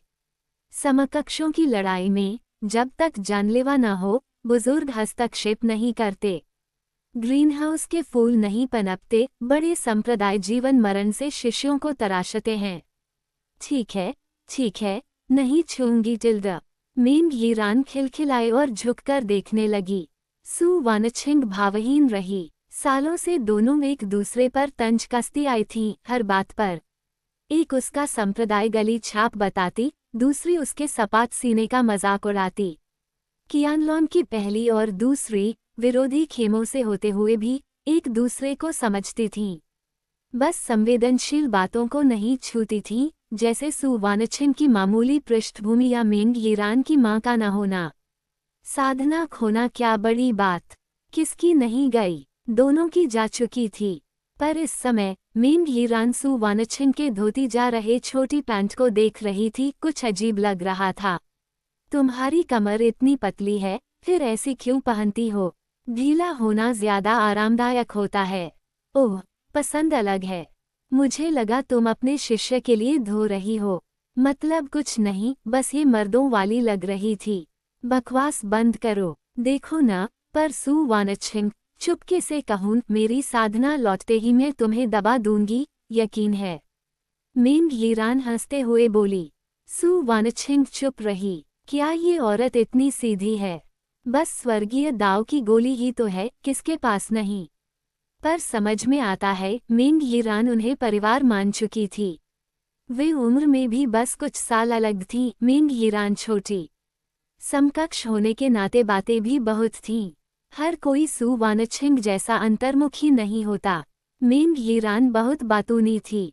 कियानलोंग सूची के कई लोगों से उसकी दोस्ती थी। अधिकांश औरतें उससे बचती थीं, वो हर बात पूछ लेती, यहाँ तक कि अंडरगारमेंट का रंग और साइज भी। दर्जे के कारण कोई मना भी नहीं कर पाता। पुरुषों के लिए सुंदर तो थी, पर स्वभाव इतना जंगली की दोस्त जैसी लगती। शादी की तो उसने सोची भी नहीं। सु वानछिन ने सपाट कहा, साधना लौट भी आए तो चूनिंग पर निर्भर है। वह न माने तो तुम अपाहिज रहोगी। मिंग यीरान हंसी, कोई बात नहीं, तुम दोनों जरूर मदद करोगे। आज बस यही पूछने आई हूँ, ठीक ठीक कैसे। यहाँ सु वानछिन चुप हो गई। करना तो पड़ेगा, पर अगर शिष्य ने साधना बहाल की, तो क्या उसे कपड़े उतारने होंगे? ये सोचते ही उसके दांत किटकिटा गए। अगर उसने कुछ देख लिया तो उसे अंधा करना पड़ेगा, पर अगर अंधा किया और उसने कुछ छू लिया तो खैर, परिस्थिति के अनुसार ही होगा। वह सुंदर भी है, ब्यूटी रैंकिंग में। सु वानछिन का दिल कस गया। नाजुक चेहरा, सही कद, एकदम परफेक्ट अमीर लोली। छोटे सीने के सिवा कोई कमी नहीं। वह घूरने लगी। मिंग यीरान बोली, क्यों घूर रही हो? सुंदर हूँ, पर ऐसे मत देखो। ओह टिल्डा, शर्मा रही हो? मैं भी शर्मा गई। मिंग यीरान ने नकली लाज से चेहरा ढाक लिया। सु वानछिन के रोंगटे खड़े हो गए। कैसी इंसान है ये? दूर हटो, मैं देखने जा रही हूँ कि मेरा शिष्य जागा या नहीं। छोटी पैंट समेटकर सु वानछिन उसे छिपाते हुए अमर गुफा की ओर गई। पहले शिष्य को दे दूंगी सुखाने, नहीं तो लोग घूरेंगे। पर मिंग यीरान पीछे पीछे आ गई। सु वानछिन का दिल फिर कांप उठा। क्या कर रही हो? तुम्हारे कमरे को देखने आ रही हूँ। घबरा क्यों रही हो? तुम मेरे यहाँ आई थी, मैंने टेडी बियर भी दिखाया था। मिंग यीरान जिज्ञासु थी। क्या बात है, कहीं आदमी तो नहीं छुपाया? यह आसन नहीं घबरा रही। घबराहट तो थी। बिस्तर पर नंगा शिष्य सो रहा था। देख लिया तो मिंग यीरान की आंखें संकुचित हो गईं। कुछ गड़बड़ थी। न देखने दोगी तो जरूर आदमी है। ओह, समझ गई, तुम उसके छोटे कपड़े धो रही हो, ये तुम्हारे नहीं हैं। सु वानछिन ने जवाब नहीं दिया। वह सीधे शिष्य की गुफा में गई और जबरन शांत स्वर में बोली, यह इस आसन की अमर गुफा है, देखना है तो देखो। मिंग यीरान ने देखा। तुम्हारा रहन सहन इतना सादा है। अरे, यहाँ शिष्य के कपड़े भी हैं। सु वानछिन ने कहा, इस आसन को शिष्य के कपड़े बनाने की आदत है। पाल पोसकर बड़ा किया, आधा बेटा ही है। अरे, यहाँ तो लौकी है। मिंग यीरान ने हंसते हुए हिलाई। अंदर से तियानश्वान की डांट आई। चूनिंग, मुझे क्यों हिला रहे हो? सोने भी नहीं दोगे? मिंग यीरान चौंक गई। यह क्या चीज है? लौकी बोलती है। सु वानछिन ने उसे लिया, मुंह खोला और तियानश्वान को बाहर निकाला। मिंग यीरान की आंखों के सामने तियानश्वान बाहर निकला। वाह, कैसी धरोहर है, बिकेगी क्या? नींद से जगा तियानश्वान बोला, मेरा घर क्यों बेचूं? तुम अपना घर मुझे बेचो। छोड़ो, घाटा होगा। टस्क, किसे परवाह? वैसे तुमने चूनिंग का नाम क्यों लिया? ये तो सु वानछिन की गुफा है। मिंग यीरान ने तियानश्वान को, फिर सु वानछिन को देखा। कहीं ऐसा तो नहीं कि? सु वानछिन का दिल फिर कस गया, कैसे टालूं? पर मेंग यीरान ने अगला वाक्य कहा, तुमने सच में चूनिंग को अपना गुरु मान लिया। सु वानछिंग, वो उसे ज्यादा समझ बैठी थी। वह तो कुछ भी नहीं समझी, वो बस बेवजह घबरा रही थी। अध्याय 113, महान घंटी 9 बार बजी दाऊजी पैलेस में विचार विमर्श। मेंग यीरान बस जिज्ञासु थी, या यूं कहें कि ज्यादा जिज्ञासु भी नहीं। वो सिर्फ ये सोच रही थी कि सु वानछिंग अचानक इतनी घबराई हुई क्यों हो गई। शायद ये सिर्फ उसका भ्रम था। वह सु वानछिंग की अमर गुफा में ज्यादा देर नहीं रुकी और तियान शुआन को गोद में लेकर निकल गई। अच्छी छोटी तलवार आत्मा, बड़ी बहन तुम्हारा सिर सहला दे। मैं तुमसे बड़ी नहीं हूँ क्या? मुझे तो बड़ी बहन कहना चाहिए। हिस्टिल्डा ताइशवान संप्रदाय में तो तुम मुझे बड़ी बहन कहती थीं। अब सुर क्यों बदल गए? तब बस तुम्हें बेवकूफ बना रही थी। क्या सोचती हो, अगर मैं धोखा न देती तो तुम कैसे फंसती? उन दोनों को जाते देख सु वानछिंग ने आखिरकार राहत की सांस ली। उसने जल्दी जल्दी छोटी पैंट सुखा, उसे आस्तीन में लपेटा और फुर्ती से चूनिंग की अमर गुफा की ओर बढ़ी। अंदर जाने से पहले वह कहना नहीं भूली, यह आसन शिष्य की स्थिति देखने जा रहा है। तभी उसका मन शांत हुआ। मेंग यीरान शिष्य की गुफा तक नहीं आई, वह तलवार आत्मा के साथ खेलने चली गई। तियान शुआन को कोई आपत्ति नहीं थी, उसे थोड़ा शोर शराबा पसंद ही था। मगर साफ था कि ज्यादातर समय जब गुरु और शिष्य अकेले होते तो वे उसे बस एक लालटेन की तरह रखते। ऐसे में तियान शुआन करे भी तो क्या, तलवार पोषण लौकी में सो जाए। बगल की चूनिंग की अमर गुफा में सु वानछिंग तेजी से अंदर गई और देखा कि चूनिंग दरवाजे के पास उकड़ूं बैठा कान लगाए सुन रहा था। गुरुजी, कृपया उसे भगा दीजिए, नहीं तो शिष्य को डर है कि वह निकल नहीं पाएगा। सु वानछिंग को पता था कि वह इन बातों की परवाह करती है, इसलिए चूनिंग चुपके से बाहर सुनने की हिम्मत नहीं कर पाया। अभी अभी तो वह घबराहट से मरते मरते बचा था। सु वानछिंग ने बिना किसी लिहाज के चूनिंग की छोटी पैंट उसकी ओर उछाल दी। अगली बार खुद धोना, इस चीज को कौन धोएगा तुम्हारे लिए? वो तो पहले ही इस जगह को तुम्हारी अमर गुफा मान चुकी है। सामान्य ढंग से आना जाना करो, घबराने की जरूरत नहीं। मेंग यीरान स्वभाव से लापरवाह है, इन बातों पर ज्यादा ध्यान नहीं देती। लेकिन तुम्हें कोई भी भेद खुलने नहीं देना। चूनिंग बेबस था, धोना तो आप ही चाहती थी, है ना? पर उसने साफ तौर पर एक एहसास किया, अगर उससे कुछ भी फिसला तो सु वानछिंग उसे साथ लेकर आत्मघाती रास्ता अपना लेगी। किसी मायने में सामाजिक मृत्यु शारीरिक मृत्यु से कहीं ज्यादा डरावनी होती है। जब कीचड़ से भरे ट्रक ने उसे टक्कर मारी थी, तब भी चूनिंग ने आखिरी क्षणों में अपना फोन फॉर्मेट करने का होश रखा था।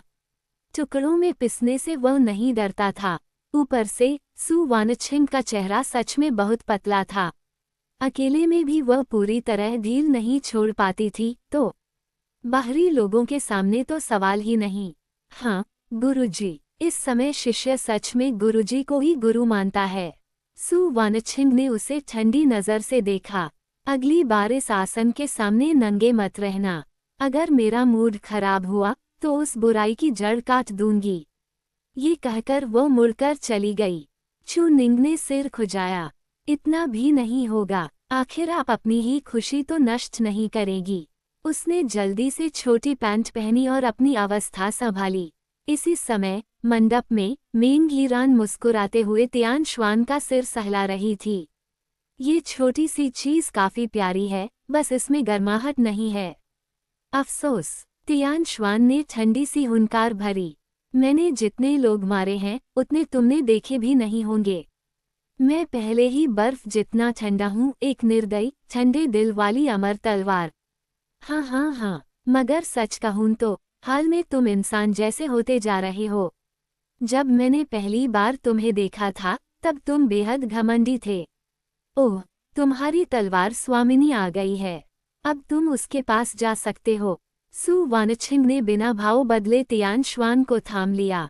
चूनिंग आगे बढ़ा और हल्का सा झुका। कनिष्ठ मार्शल आंटी मेंग यीरान में एक वरिष्ठ का रौब आ गया। हालांकि वह सु वानछिंग के कंधे तक भी नहीं पहुंचती थी, फिर भी उसने गंभीरता ओढ़ ली और हाथ हिलाया। आहा, जब हम एक ही संप्रदाय के हैं तो चिंता की कोई बात नहीं। भतीजे, बैठो और बात करो। स्पष्ट था कि उसे ऐसा घमंडी मार्शल भतीजा बहुत भा रहा था। अब तो पूरा संसार जानना चाहता था कि छिपा हुआ अजगर चू निंग आखिर कौन है। एक ही वाक्य, हत्यारा चू निंग है। तस्क तस्क। तुम्हारी कनिष्ठ मार्शल आंटी और तुम्हारी गुरुजी की उम्र में ज्यादा फर्क नहीं, और हमारी दोस्ती भी काफी गहरी है। इन छोटी छोटी औपचारिकताओं की चिंता मत करो। मगर चू निंग पूरी तरह शिष्ट बना रहा। कनिष्ठ मार्शल आंटी, यह उचित नहीं। अब जबकि मैं दाऊजी पैलेस का सदस्य और आपका कनिष्ठ हूँ, तो वरिष्ठ कनिष्ठ की मर्यादा का पालन करना स्वाभाविक है। मैं मर्यादा लांघने का साहस नहीं करूँगा। क्या पूछ सकता हूँ कि आज आपका आगमन किस कारण से हुआ है? यदि यह कनिष्ठ कर सकता है तो अवश्य अपना कर्तव्य निभाएगा। मिंग यीरान भी चकित हुई। सु वानछिंग, तुम्हारे शिष्य को तुमने बहुत अच्छा सिखाया है। वो सच में गुरु और दाओ का सम्मान करता है। सु वानछिंग, हे, हाँ, वो गुरु और दाओ का सम्मान करता है। तो फिर मुझे ड्रैगन एलिफेंट सप्रासिंग प्रिज्म स्ट्रैंथ की विरासत दे दो। तुमने तो कहा था कि कर्तव्य से पीछे नहीं हटोगे। चू निंग ठिठक गया। मैं तो बस दिखावा कर रहा था, तुम सच में मांग बैठी। वैसे भी वेन युआन ने पहले बताया था कि कैस हेवन दाओइस्ट को ताइशवान संप्रदाय से विरासत का पागल संस्करण मिला था, शायद ये समझकर कि वह बेकार है। चू निंग ने थोड़ी देर सोचा, फिर ईमानदारी से कहा, कनिष्ठ मार्शल आंटी मिंग, इस विधि को इस कनिष्ठ ने वर्षों तक मेरिडियन मरोड़ने की पीड़ा सहकर साधा है। असली विरासत तो ताइशवान संप्रदाय में है, बस उसे साधना बेहद कठिन है। ये सच था। अगर दिल, जिगर, गुर्दे उल्टी दिशा में मोड़ने, मेरिडियनों को प्रेतसेल की तरह घुमाने और रक्त नलिकाओं को विकृत रूप देने को तैयार हूँ, तो सच में संभव है। पर परिणाम? मिंग यीरान हंसी और कुछ नहीं बोली। वो बस छोटी थी, इसलिए थोड़ी मूर्ख दिखती थी। क्या सच में वे समझते थे कि वह मूर्ख है?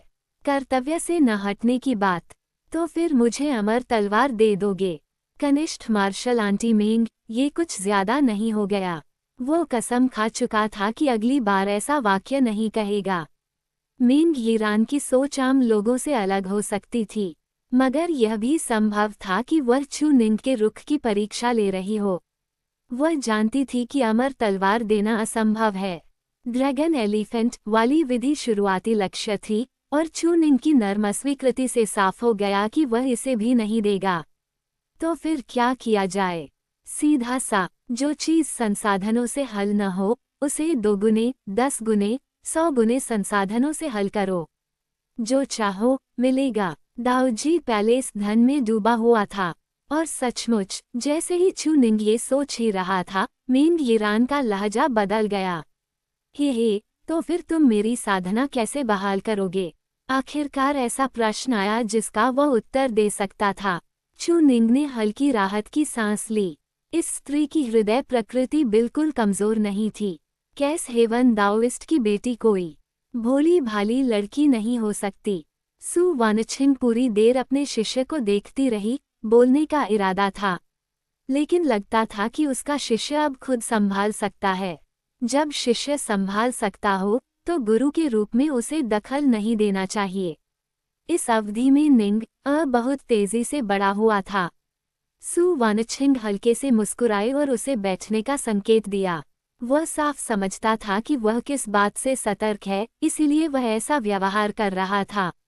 चेहरे पर भले भाव न दिखे, दिल में उसे थोड़ी खुशी हुई। ऐसा ही होना चाहिए। मगर साधना बहाल करना? सु वानछिंग के दिल में अजीब सी घबराहट उठी, पर उसने जाहिर नहीं होने दिया। दाऊजी पैलेस में अपनी स्थिति स्थिर रखने के लिए यही उनकी पूंजी थी। अब उसे अपने शिष्य पर ही निर्भर रहना था। आपात स्थिति में बेहतर था कि वह कुछ न बोले। इसी समय तीनों और एक तलवार आत्मा अलग अलग स्टूल पर बैठ गए। मिंग यीरान हंसते हुए बोली, मेरे पिता ने कहा कि तुम मेरी साधना बहाल कर सकते हो, और यह भी कि सु वानछिंग की साधना भी तुमने ही लौटाई। चू निंग ने पहले ये दिखाया था, इसलिए उसने सिर हिलाया। अगर कनिष्ठ मार्शल आंटी मेंग के पास अभी समय हो तो तुरंत किया जा सकता है। अब वो वही चू निंग नहीं था जो पहले या दूसरे क्षेत्र में था। अब वह चौथे क्षेत्र के छठे स्तर पर था, शाश्वत जीवन मूल दाव ग्रंथ और शाश्वत वसंत दाव शरीर के साथ। साधना बहाल करना, क्या बड़ी बात, कोई समस्या नहीं, जितना चाहे तोड़ो। मगर उसके ये कहते ही मेंग यिरान ने हाथ हिलाकर हंसते हुए मना कर दिया, अभी करने की जरूरत नहीं। लोग पहले ही तय कर दिए गए थे, तमाशा सज चुका था। दूसरी ओर सु वानछिन की दृष्टि में साफ बेचैनी आ गई, पर उसने तुरंत नजर फेर ली ताकि शिष्य देख न ले। लेकिन जितना अधिक कोई घबराता है उतनी ही आसानी से उसकी कमजोरियां उजागर होती हैं। स्पष्ट था कि वह नहीं चाहती थी कि जो उसके साथ हुआ वही उसके शिष्य के हाथों किसी और के साथ हो। चू निंग मन ही मन मुस्कुराया, गुरुजी, अपने शिष्य को इतना कम मत आंकिए, हाँ हाँ। पर उसने कुछ नहीं कहा, बल्कि वह थोड़ा उलझन में था। लोग तय करना, तमाशा। उसने पहले गुरुजी को इस विषय का विश्लेषण करते सुना था। ऐसी बातें सही माहौल में ही चर्चा योग्य थीं। पर सवाल ये था, ये लोग जानबूझकर तय किए गए थे या वे पूरी तरह अनजान थे। मेंग यिरान ने शांत भाव से समझाया, अगर जाल बिछाने वाला दूसरों की नज़र में आ जाए तो वह मोहरे नहीं रहते, अपने ही लोग बन जाते हैं। मोहरों को जानने का अधिकार नहीं होता, वे बस मोहरे बनकर चलते रहते हैं। यही है हृदय प्रकृति का संचालन। जब इसे चरम तक साध लिया जाए तो कोई सर्वोच्च शतरंज खिलाड़ी बन जाता है। दाऊजी पैलेस में सब मोहरे हैं, मैं भी। क्या तुम समझते हो, छोटे मार्शल भतीजे? चू निंग चुप रहा। तो तुम्हारे पिता ने तुम्हें भी इसमें झोंक दिया? हाँ, बस एक स्वर्गीय दाव की गोली निकलवाने के लिए। अगर मैं कह दूं कि मैं स्वर्गीय दाव की गोली की नकल कर सकता हूं तो क्या तुम्हारे पिता फट पड़ेंगे? पर वह जल्दी ही मेंग यिरान की बात समझ गया। पहली वाली मेंग यिरान मोहरा होते हुए भी अनजान थी। झोंगतियन दक्षिणी क्षेत्र की इस विशाल बिसात में शायद गिने चुने लोग ही सब जानते थे। तियान श्वानजी, शांत रहस्यमय, फेगमिंग और वे जिन्होंने बाद में अनुमान लगाया। और उस समय असंख्य प्राणियों की हर प्रतिक्रिया भी बिसात का हिस्सा थी, पहले से अनुमानित। चू निंग ने सिर उठाया, दूर उगती 9 स्तरीय भूमि की ओर देखा। वू जी पीक के 9 घुमाव, दुनिया का दूसरा व्यक्ति, उसका असली स्तर क्या था? उसने अटकल नहीं लगाई। कम से कम मेंग यिरान का आकर उन्हें ये सब बताना कैस हेवन दाओइस्ट की यह मंशा दिखाता था कि वे उन्हें अंधेरे में न रखें, यह एक उपकार था। और इसी समय दाऊजी पैलेस के मुख्य सभागार के बाहर अनगिनत बुजुर्ग पहले ही जोरदार बहस में उलझे थे। मान भी ले कि उनके पास गोंग मेरिट है।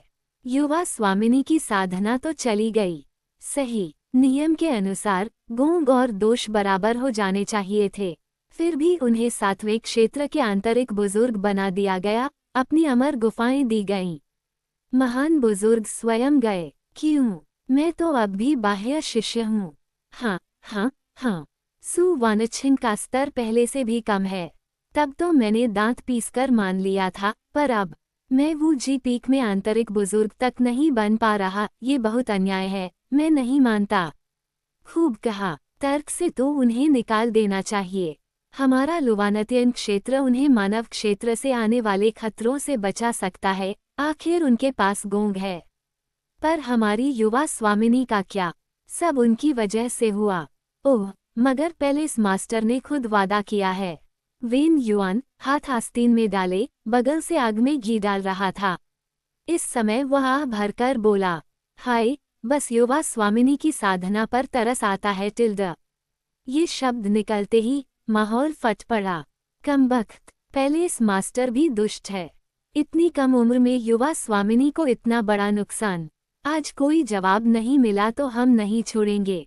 मेंग तोंगतियन, तुम तो अजय जोड़तोड़ के लिए मशहूर हो, अब तुम्हारी बेटी गई, अब क्या जोड़तोड़ करोगे? हाय, मेरी साधना ही कमजोर है, मैं तो निकम्मा हूँ। नहीं तो मैं युवा स्वामिनी को बचा लेता। हाय, लेकिन कुछ लोग इन पर बरस भी पड़े। गर्दन पर निशान वाला एक बूढ़ा आंखें लाल किए गुस्से से गरजा, तीसरे बुजुर्ग होंग छेंग ने दहाड़ा, तुम बदमाश हो।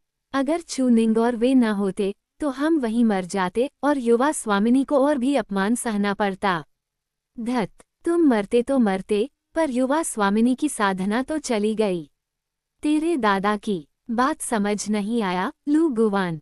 हिम्मत है तो मुझसे लड़। लड़ते हैं, जो हारे वो दूसरे को पिता कहे। लुवानतियन क्षेत्र ऐसा ही था। ज्यादातर लोग जियांगहू के आवारा साधक थे या दूसरे संप्रदायों से आए थे। संप्रदाय का स्वभाव ही ऐसा था। गुस्से में आकर मींग तोंगतियन तो दूर, वे खुद को भी गाली दे डालते थे।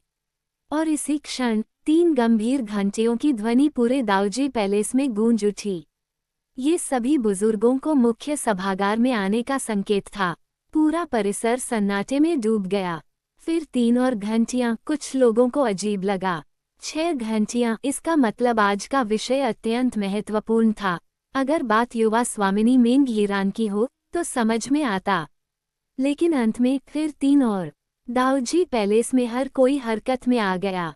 अनगिनत लोगों ने संप्रदाय सभागार की ओर नजर उठाई। 3000 वर्षों में महान घंटी के 9 नाद सिर्फ 2 बार हुए थे। एक बार पुराने संप्रदाय प्रमुख के देहांत पर, और एक बार जब तियान श्वानजी ने दिव्य प्राकट्य में प्रवेश किया था। इस बार मामला निश्चित ही असाधारण था। दिलों में चाहे जो भाव हों, सबने उन्हें दबा लिया, क्योंकि आज मुद्दा सिर्फ चू निंग और सू वानछिन का नहीं होने वाला था। अध्याय 114, अराजक ताओवादी की गणना और एक ड्रैगन स्केल। संप्रदाय के मुख्य सभागार के बाहर कई आकृतियां तेजी से प्रकट हुईं। यहाँ तक कि अनेक शक्तिशाली साधक, जो दीर्घकालीन एकांत साधना में थे, वे भी अपना बंद द्वार तोड़कर बाहर आ गए।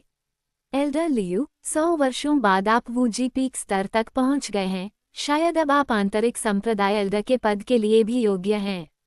हे, मैं दूसरों से तुलना नहीं कर सकता। मुझे इन पदों में खास रुचि नहीं है, लेकिन अगर संसाधन बेहतर मिले तो प्रतिस्पर्धा करने में आपत्ति नहीं। दाऊजी पैलेस में कुल मिलाकर केवल दर्जन भर आंतरिक संप्रदाय एल्डर थे। कुछ लोग प्रशासनिक पद संभालना पसंद करते थे, लेकिन उन पर कई बंधन होते थे। वहीं कुछ लोग, जिनकी हैसियत और वरिष्ठता ऊंची थी, इन झंझटों में पड़ना नहीं चाहते थे।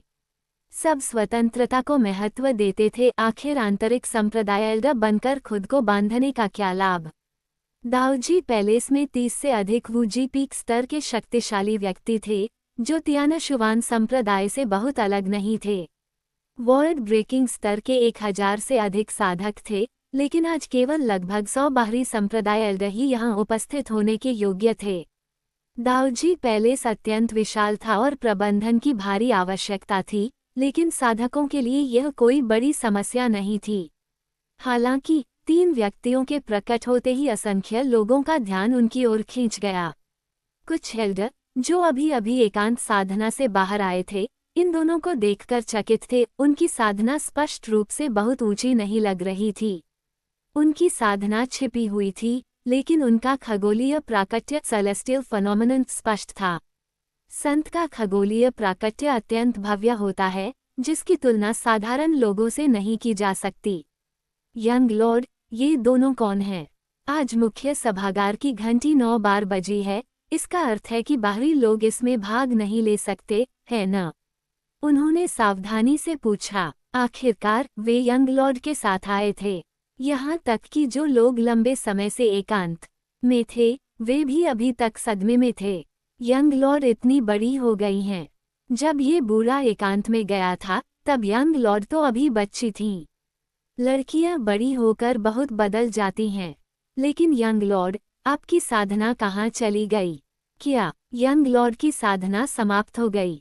सचमुच समाप्त हो गई। वे अपनी बात पूरी भी नहीं कर पाए थे कि कई एल्डर नए आए लोगों की ओर दौड़ पड़े।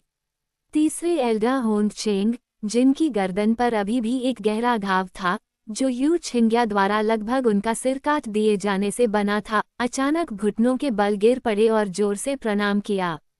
एल्डर सू, साथी ताओवादी चू, ये बूढ़ा आप दोनों की महान कृपा के लिए सबकी ओर से प्रणाम करता है। यदि आप दोनों न होते तो यंग लॉर्ड को इससे भी अधिक अपमान सहना पड़ता और हम सब वहीं मारे जाते।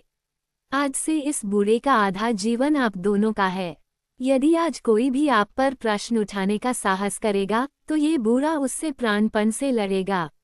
ये कहते ही उसने पीछे क्रोध से घूर कर देखा, जिससे दूसरे एल्डर लू गुवान भी गहरी भौहें चढ़ा बैठे। तीसरे, इस बूढ़े ने तुमसे कुछ कहा नहीं, लेकिन आधिकारिक मामलों को निजी भावनाओं से अलग रखना चाहिए। ये यंग लॉर्ड की साधना का प्रश्न है। कई साधक जो एकांत से निकले थे, उनके चेहरे बदल गए। आखिर यंग लॉर्ड की साधना को क्या हुआ? ये बूढ़ा अब कोई आध्यात्मिक ऊर्जा का उतार चढ़ाव क्यों नहीं महसूस कर पा रहा? क्या ये तुम दोनों की वजह से है? लेकिन तुम दोनों कब एल्डर बन गए? अचानक उठे प्रश्नों से वातावरण अस्त व्यस्त हो गया, फिर भी बहुत सी बातें अभी भी स्पष्ट नहीं थीं। वे आपस में और चर्चा कर पाते, उससे पहले ही वेन युआन ने गहरी सांस ली। पैलेस मास्टर आ चुके हैं। सभी एल्डर कृपया सभा के लिए अंदर पधारें। चू निंग आगे बढ़े, होंग चेंग को उठाते हुए सिर हिलाकर बोले, तीसरे एल्डर, सभी एल्डर, इसकी आवश्यकता नहीं है। यदि हम दोनों न होते तो जूनियर मार्शल अंकल मेंग की साधना भी समाप्त न होती। लेकिन यदि तुम दोनों न होते तो हम सब मर चुके होते।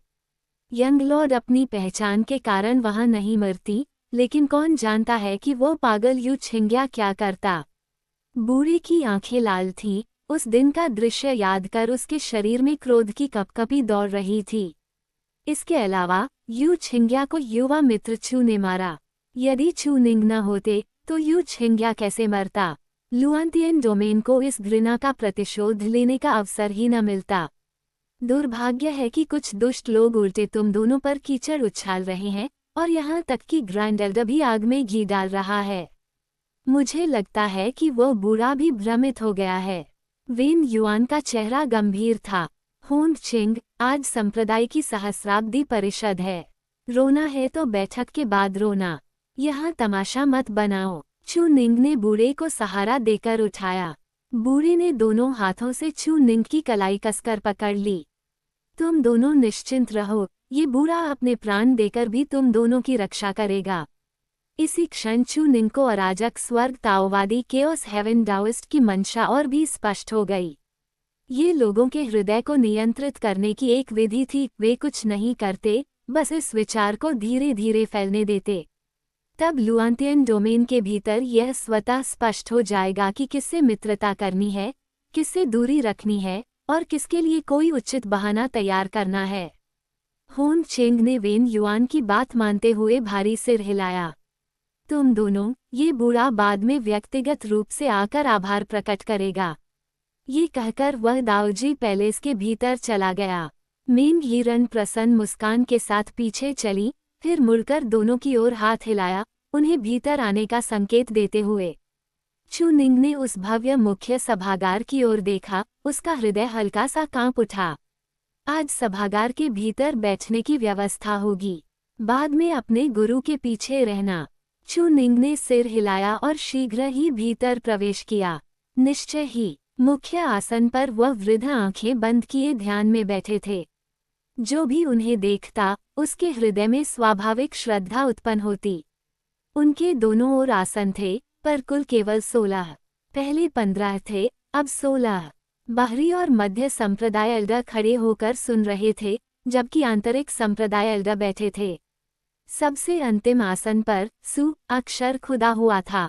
वेन युआन, लू गुवान, होंग चेंग और अन्य आंतरिक संप्रदाय एल्डर एक एक कर बैठ गए। जो बैठ सकते थे, वे वही थे जिनमें शक्ति, योगदान और नेतृत्व क्षमता थी। इसलिए वे 7वें क्षेत्र में अपनी स्वतंत्र निवास गुफाएं स्थापित कर सकते थे। उनकी हैसियत और संसाधन दाओजी पैलेस में विशिष्ट थे। जब सु वानछिंग ने अपना आसन ग्रहण किया और चू निंग उनके पीछे खड़े हुए, तो असंख्य निगाहें अचानक उन पर टिक गईं। कुछ में आक्रोश था, कुछ में असंतोष, कुछ में क्रोध, और कुछ में भ्रम। वह यहाँ क्यों खड़ा है? और वह चू निंग आखिर कौन है जो इस चर्चा में भाग ले रहा है? कुछ लोग जो अभी अभी एकांत से निकले थे, वे नहीं जानते थे, पर उन्हें आभास हो रहा था कि ये दोनों संप्रदाय में अत्यधिक चर्चा का विषय हैं। लेकिन उन्हें इससे भी अधिक हैरानी इस बात की थी कि मेंग येरन की साधना पूरी तरह समाप्त हो चुकी थी। पुराने संप्रदाय प्रमुख के एकमात्र वंशज दूसरे एल्डर लू गुवान पुराने संप्रदाय प्रमुख के अत्यंत निष्ठावान थे। वे अराजक स्वर्ग ताओवादी को कुत्ते की तरह देखते थे और मेंग यिरन को अपना स्वामी मानते थे। क्रोधित होना तो दूर, वे अक्सर मेंग तोंगतियान को खुलेआम कोसते थे कि उसने पुराने संप्रदाय प्रमुख की इकलौती बेटी को बाहर प्रशिक्षण के लिए भेज दिया और उसकी रक्षा नहीं की। इसलिए लू गुवान की आंखों में केवल हत्या की इच्छा झलक रही थी। निस्संदेह वे उन्हें मार नहीं सकते थे, पर कुछ तो कर सकते थे। यंग लॉर्ड पुराने संप्रदाय प्रमुख की रक्तरेखा को इतना अपमान सहना पड़ा, और वह भी इन्हीं दोनों से मिलने के कारण। और अब वे एक आराम से बैठा, दूसरा बिना किसी पश्चाताप के खड़ा, ये कैसे स्वीकार्य हो सकता था? उसे किसी प्रतिष्ठा या तियानशुवान संप्रदाय की स्वर्गीय दाओगोली हेवनली दाओपिल की परवाह नहीं थी। उसे केवल ये दिख रहा था कि मेंग यिरन की साधना पूरी तरह नष्ट हो चुकी है। पर इस समय अराजक स्वर्ग ताओवादी मौन थे और कोई बोलने का साहस नहीं कर रहा था। वेन युआन ने मुड़कर सम्मानपूर्वक कहा, संप्रदाय प्रमुख, सभी एल्डर उपस्थित हैं।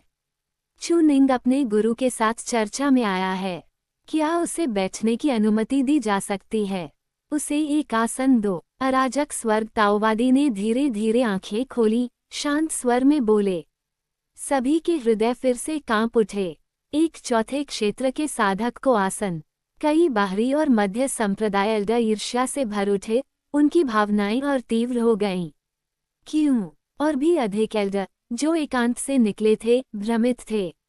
वह आखिर है कौन? आखिरकार, जब कई लोग एकांत में थे, तब वे सु वानछिंग को भी नहीं जानते थे, और यंग लॉर्ड तब बहुत छोटी थीं। केवल तब, जब 9 बार घंटी बजी और पुराने संप्रदाय प्रमुख की मृत्यु की घोषणा हुई, वे पूरी तरह असहाय रह गए थे। वेन युआन स्वयं एक आसन लेकर आए और उसे चू निंग को दिया।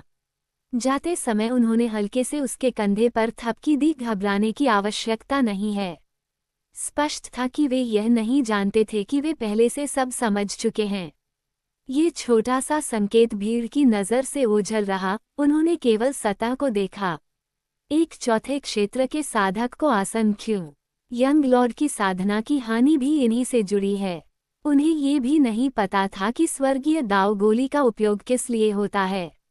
इस क्षण अनेक एल्डरों की दृष्टि ने चू निंग के मन में खिलाड़ी और मोहरे की अवधारणा को और पुख्ता कर दिया। क्या मोहरे जानने के योग्य नहीं होते? यहाँ कुछ गिने चुने लोगों के अलावा केवल वेन युआन ही जानता है। आखिरकार, अधिकांश आंतरिक संप्रदाय एल्डर को अराजक स्वर्ग ताओवादी से सीधे मिलने का अवसर नहीं मिलता। वेन युआन ही संभवतः एल्डरों और संप्रदाय प्रमुख के बीच की कड़ी थे। इस प्रकार, उन्हें खेल का आधा दर्शक कहा जा सकता था।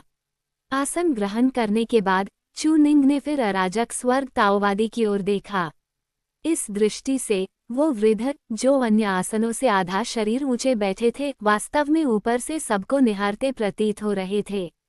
वहाँ 2 मुख्य आसन थे, एक अराजक स्वर्ग ताओवादी का और एक मेंग यिरन का, दोनों समान ऊंचाई पर। इसी समय अराजक स्वर्ग ताओवादी ने अंततः बोलना शुरू किया। इस युग में 10,000 वर्षों में न देखी गई एक स्थिति आ पहुंची है। ये प्रारंभिक वाक्य सुनते ही असंख्य लोग स्तब्ध रह गए। चू निंग भी ध्यान से सुनने लगे। 10,000 वर्षों में न देखी गई। वृद्ध की आवाज कर्कश और भावनाहीन थी। इस युग का एकमात्र खगोलीय प्राकट्य एक ही व्यक्ति से संबंधित है, तियानशुवान संप्रदाय प्रमुख तियानशुवानजी। सभी का ध्यान तुरंत चू निंग और सु वानछिंग से हट गया, क्योंकि यही विषय उन्हें सबसे अधिक चिंतित करता था। जैसा कि सभी जानते हैं, तियानशुवानजी ने स्वर्गीय दाओ के साथ अपने शरीर को विलीन कर 9वें क्षेत्र में प्रवेश किया, जिससे स्वर्ग और पृथ्वी के सभी जीव भयभीत हो उठे। सभी लोग अवाक रह गए। हालांकि अब वो स्वर्गीय दाओ में और अधिक विलीन होता जा रहा है और उसे अब प्रतिद्वंद्वी नहीं माना जा सकता। स्वर्गीय दाओ निष्पक्ष है, मानव क्षेत्र के लिए, लुआंतियन डोमेन के लिए, चारों क्षेत्रों के लिए, किसी एक व्यक्ति या एक क्षेत्र के लिए नहीं। सब स्तब्ध रह गए। तो तियानशुवानजी अब स्वर्गीय दाओ में समा रहा है, इसलिए मानव क्षेत्र के अपमान के बाद भी वो प्रकट नहीं हुआ। वो वास्तव में प्रतिद्वंद्वी नहीं, बल्कि स्वर्गीय दाओ का प्रवक्ता बन चुका है। सु वानछिंग भी शांतिपूर्वक सुन रही थीं। कुछ बातें ऐसी थीं जो उन्हें और उनके शिष्य को भी स्पष्ट नहीं थीं। आखिरकार इस चर्चा का स्तर अत्यंत भयावह था। यदि कोई सीधे इसमें शामिल न हो तो एल्डर सु जैसे व्यक्ति को भी यह जानकारी सुनने का अवसर नहीं मिलता। जब तक उन्हें पता चलता तब तक परिस्थितियां बदल चुकी होती। अराजक स्वर्ग ताओवादी ने आगे कहा, वो कभी मानव था और अब स्वर्गीय दाओ का अवतार है, पर उसके पास दीर्घकालीन योजनाएं अवश्य होंगी। 3000 वर्षों से स्वर्ग में दाओ का अभाव है। इन 3 सहस्राब्दियों में कोई खगोलीय प्राकट्य नहीं हुआ और 9 स्वर्गीय मीनार 9 हेवेंस टावर भी लुप्त हो चुकी है। मेरा अनुमान है कि किसी बाहरी अस्तित्व ने इस संसार के स्वर्गीय दाओ को काट दिया है। सभी के चेहरे तुरंत पीले पड़ गए। स्वर्गीय दाओ को काट दिया गया। अराजक स्वर्ग ताओवादी की बात सच प्रतीत होती थी। आखिर 3000 वर्षों में तियान शुवानजी के सिवा कोई खगोलीय प्राकट्य नहीं हुआ और 9 स्वर्गीय मीनार का नामोनिशान तक नहीं था। लेकिन क्वाइट मिस्टिक और फैंग मिंग का क्या? क्वाइट मिस्टिक तो 10,000 वर्ष पूर्व की थी, अब पुनर्जन्म लेकर आई। और फैंग मिंग तो स्वयं तियानाशुवान ताओवादी बालक था। कहा जाता था कि वह 3000 वर्ष पहले लुप्त हुए अधोलोक अवतार का पुनर्जन्म है। यदि ऐसा है तो स्वर्गीय दाओ का उन्हें आशीर्वाद देना समझ में आता है, लेकिन किसी बाहरी अस्तित्व द्वारा स्वर्गीय दाओ को काट देना, वह कितना शक्तिशाली होगा। इसलिए आज ऐसा कदम उठाया गया था। एल्डरों के भाव बदलते रहे और चूनिंग व सु वानछिंग के हृदय भी कांप उठे। क्या तियान शुवानजी ने आपको भी बाह्य क्षेत्रों की बातें बताईं? असंभव। तियान शुवानजी ने तो केवल इसलिए बताया था क्योंकि वह इन गुरु शिष्यकारिणी था। उसने एल्डर सु को संत बनने से रोकने के कारण का स्पष्टीकरण दिया था। लेकिन अराजक स्वर्ग ताओवादी के साथ ऐसा कोई कारण नहीं था। अन्यथा क्या वह अपनी ही बेटी को इस तरह छल में डालता? क्या उसने ये सब स्वयं गणना करके निकाला? स्वर्गीय दाओ के नीचे का नंबर 1 व्यक्ति, यहाँ तक कि तियानाशुवान संप्रदाय के प्रथम संप्रदाय प्रमुख जो स्वर्गीय दाओ का अध्ययन करते थे, भी उसके सामने दबाए और पीटे जाते थे। मेरा अनुमान है कि तियान शुवानजी स्वयं को पूरी तरह स्वर्गीय दाओ में विलीन होने नहीं देगा, अपनी चेतना खोकर स्वर्गीय दाओ में समा जाने की अनुमति नहीं देगा। शीघ्र ही एक खगोलीय प्राकट्य प्रकट होगा और एक अराजक युग आरंभ हो सकता है। सभी के चेहरे फिर बदल गए, कुछ तो पीले पड़ गए। खगोलीय प्राकट्य का प्रकट होना शायद अच्छी बात हो। कम से कम लुआंतियन डोमेन में भी एक खगोलीय प्राकट्य हो सकता है। यदि मानव क्षेत्र में कोई है तो क्या वे अपने पैलेस मास्टर को हरा पाएंगे? लेकिन यदि उससे भी अधिक शक्तिशाली कोई अस्तित्व हुआ जिसने स्वर्गीय दाओ तक काट दिया? वेन युआन ने ऊंचे स्वर में कहा, सभी लोग ऊपर से नीचे तक अपने विचार रखें। लू गुवान ने भौहें सिकोड़ते हुए तुरंत कहा, मैं जानना चाहता हूं कि संप्रदाय प्रमुख ने ये निष्कर्ष कैसे निकाला। 3000 वर्षों से कोई खगोलीय प्राकट्य नहीं हुआ, फिर भी तियान शुवानजी स्वर्गीय दाओ में विलीन होकर संत बन सका। क्या संप्रदाय प्रमुख भी ऐसा कर सकते हैं? अराजक स्वर्ग ताओवादी बोले, स्वर्गीय दाओ में विलीन होना मेरी क्षमता से परे है। स्वर्गीय दाओ अनंत काल से शून्य में विद्यमान है। तियानाशुवान संप्रदाय ने अनगिनत वर्षों तक इस दाओ की गणना की, तब जाकर यह संभव हुआ। लू गुवान मौन हो गए। होंग चेंग बोले, यदि ऐसा है तो चारों क्षेत्रों में अशांति और आपसी शंका के बीच बाहरी शत्रु आक्रमण कर सकते हैं, पर 10,000 वर्षों की आपसी शत्रुता को अनदेखा नहीं किया जा सकता। क्या वे टूटकर बाहरी लोगों द्वारा कब्जा नहीं कर लिए जाएंगे?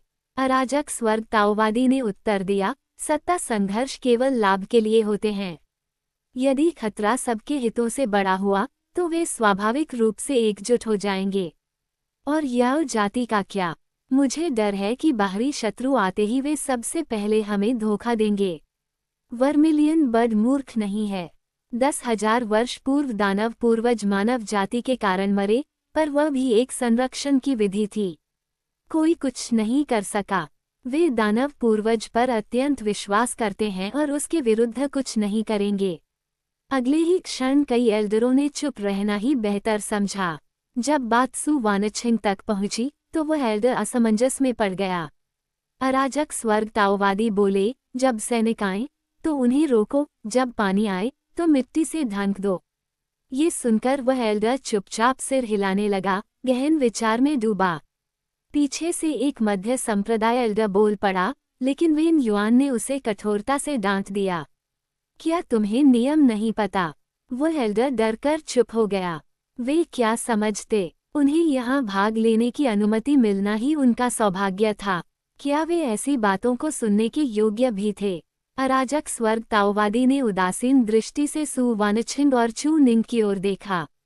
एल्डर सु, चू निंग, क्या तुम्हारे पास कुछ कहने को है? निस्संदेह वे यह नहीं कहेंगे कि वे तियान शुवानजी से मिल चुके हैं, और न ही तियान शुवानजी द्वारा दी गई जानकारी को उजागर करेंगे। सु वानछिंग ने केवल जिज्ञासा से पूछा, खगोलीय प्राकट्य प्रकट होने वाला है, इस निर्णय का आधार क्या है? ये केवल एक गणना है। भले ही स्वर्गीय दाव बाधा डाले, फिर भी मुझे लगता है कि संभावना है। ये कहकर वृद्ध ने चू निंग की ओर देखा। तुम्हारे पास कुछ कहने को है? इस क्षण यहाँ तक कि चू निंग और सु वानछिंग से घृणा करने वाले लू गुवान का चेहरा भी बदल गया। एक चौथे क्षेत्र के साधक से प्रश्न करना उसे कितनी ऊंची दृष्टि से देखा जा रहा था। अब वह शायद कोई छोटी चाल भी नहीं चल सकता था। ये स्पष्ट रूप से प्रशंसा का संकेत था। कई एल्डर मूर्ख नहीं थे। ये गुरु शिष्य दाऊजी पैलेस में नए थे, फिर भी उन्हें इतना सम्मान मिला। कौन उनके विरुद्ध जाने का साहस करेगा? भले ही उनकी साधना ऊंची न हो, यदि कोई कदम उठाएगा तो अराजक स्वर्ग ताओवादी एक ही हथेली से उसे मार डालेंगे। ये केवल सराहना नहीं, बल्कि दूसरों के लिए चेतावनी भी थी, कोई गलत विचार न रखे। पर यंग लॉर्ड की साधना। चू निंग ने हाथ जोड़कर कहा, वरिष्ठ मिंग, चून की खगोलीय प्राकट्य प्रकट होने वाला है। क्या संसार में फिर से 9 स्वर्गीय मीनार के साधक होंगे? स्वर्गीय दाओ गोलियों की दुर्लभता को देखो। उसके शब्दों ने कई एल्डरों का ध्यान भी खींचा। वे सभी एक बात जानते थे, क्योंकि किसी ने इसे झेला था।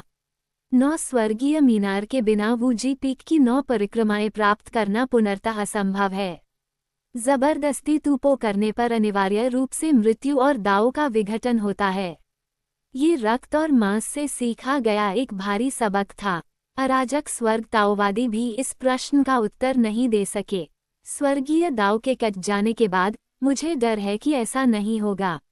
9 स्वर्गीय मीनार के पुनः प्रकट होने की संभावना बहुत कम है। यह उनके अनुमान और गणना से निकला निष्कर्ष था, लगभग 80-90% सही।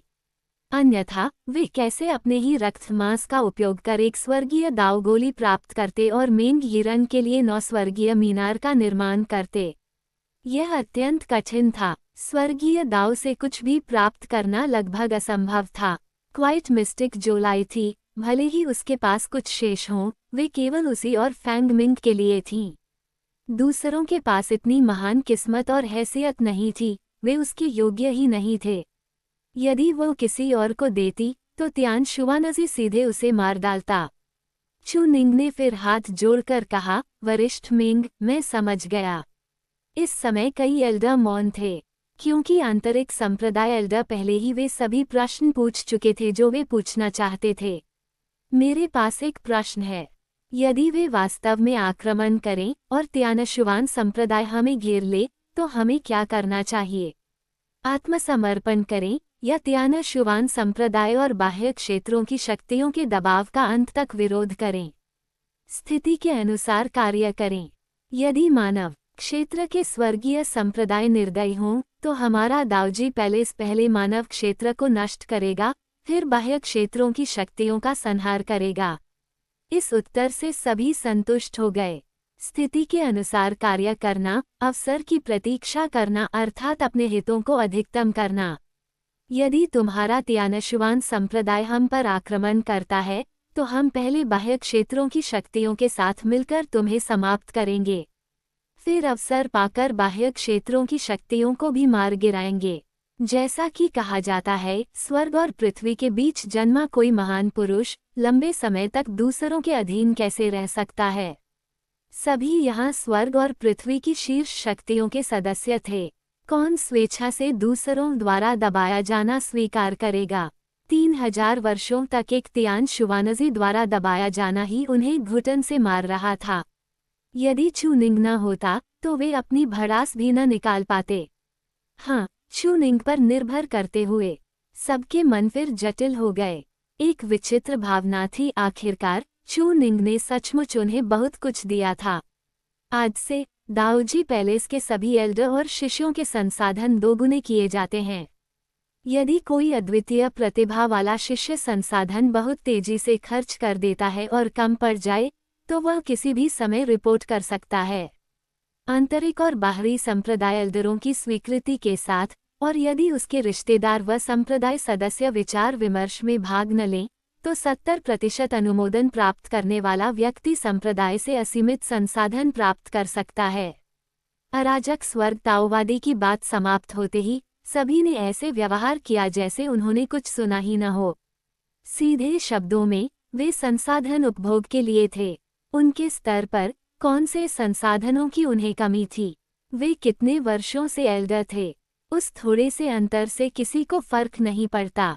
मुख्य समस्या क्या थी? समस्या थी महान दाऊ की कमी। अन्यथा वे बहुत पहले तूपो कर चुके होते, और संसाधनों के उपभोग में भी समय लगता है। लेकिन चूनिंग ने गहरी सांस ली। ये तो, क्या यह मेरे लिए ही बनाया गया है? अगला विषय। एक सुनहरी शल्क अचानक सबकी दृष्टि के सामने प्रकट हुई। केवल उस एक शल्क की आभा से ही सभी को सांस लेना तक कठिन हो गया। ये वस्तु मुझे उस समय मानव क्षेत्र के एक सर्वोच्च गुप्त लोक से प्राप्त हुई थी। क्या आप में से कोई इसे पहचानता है? ड्रैगन की, सबसे शुद्ध ड्रैगन की। ड्रैगन एलिफेंट सप्रेसिंग प्रिजन शक्ति का अभ्यास करने वाले चूनिंग ने तुरंत पहचान लिया। वरिष्ठ मिंग, मुझे डर है कि यह वस्तु ड्रैगन की शल्क नहीं है।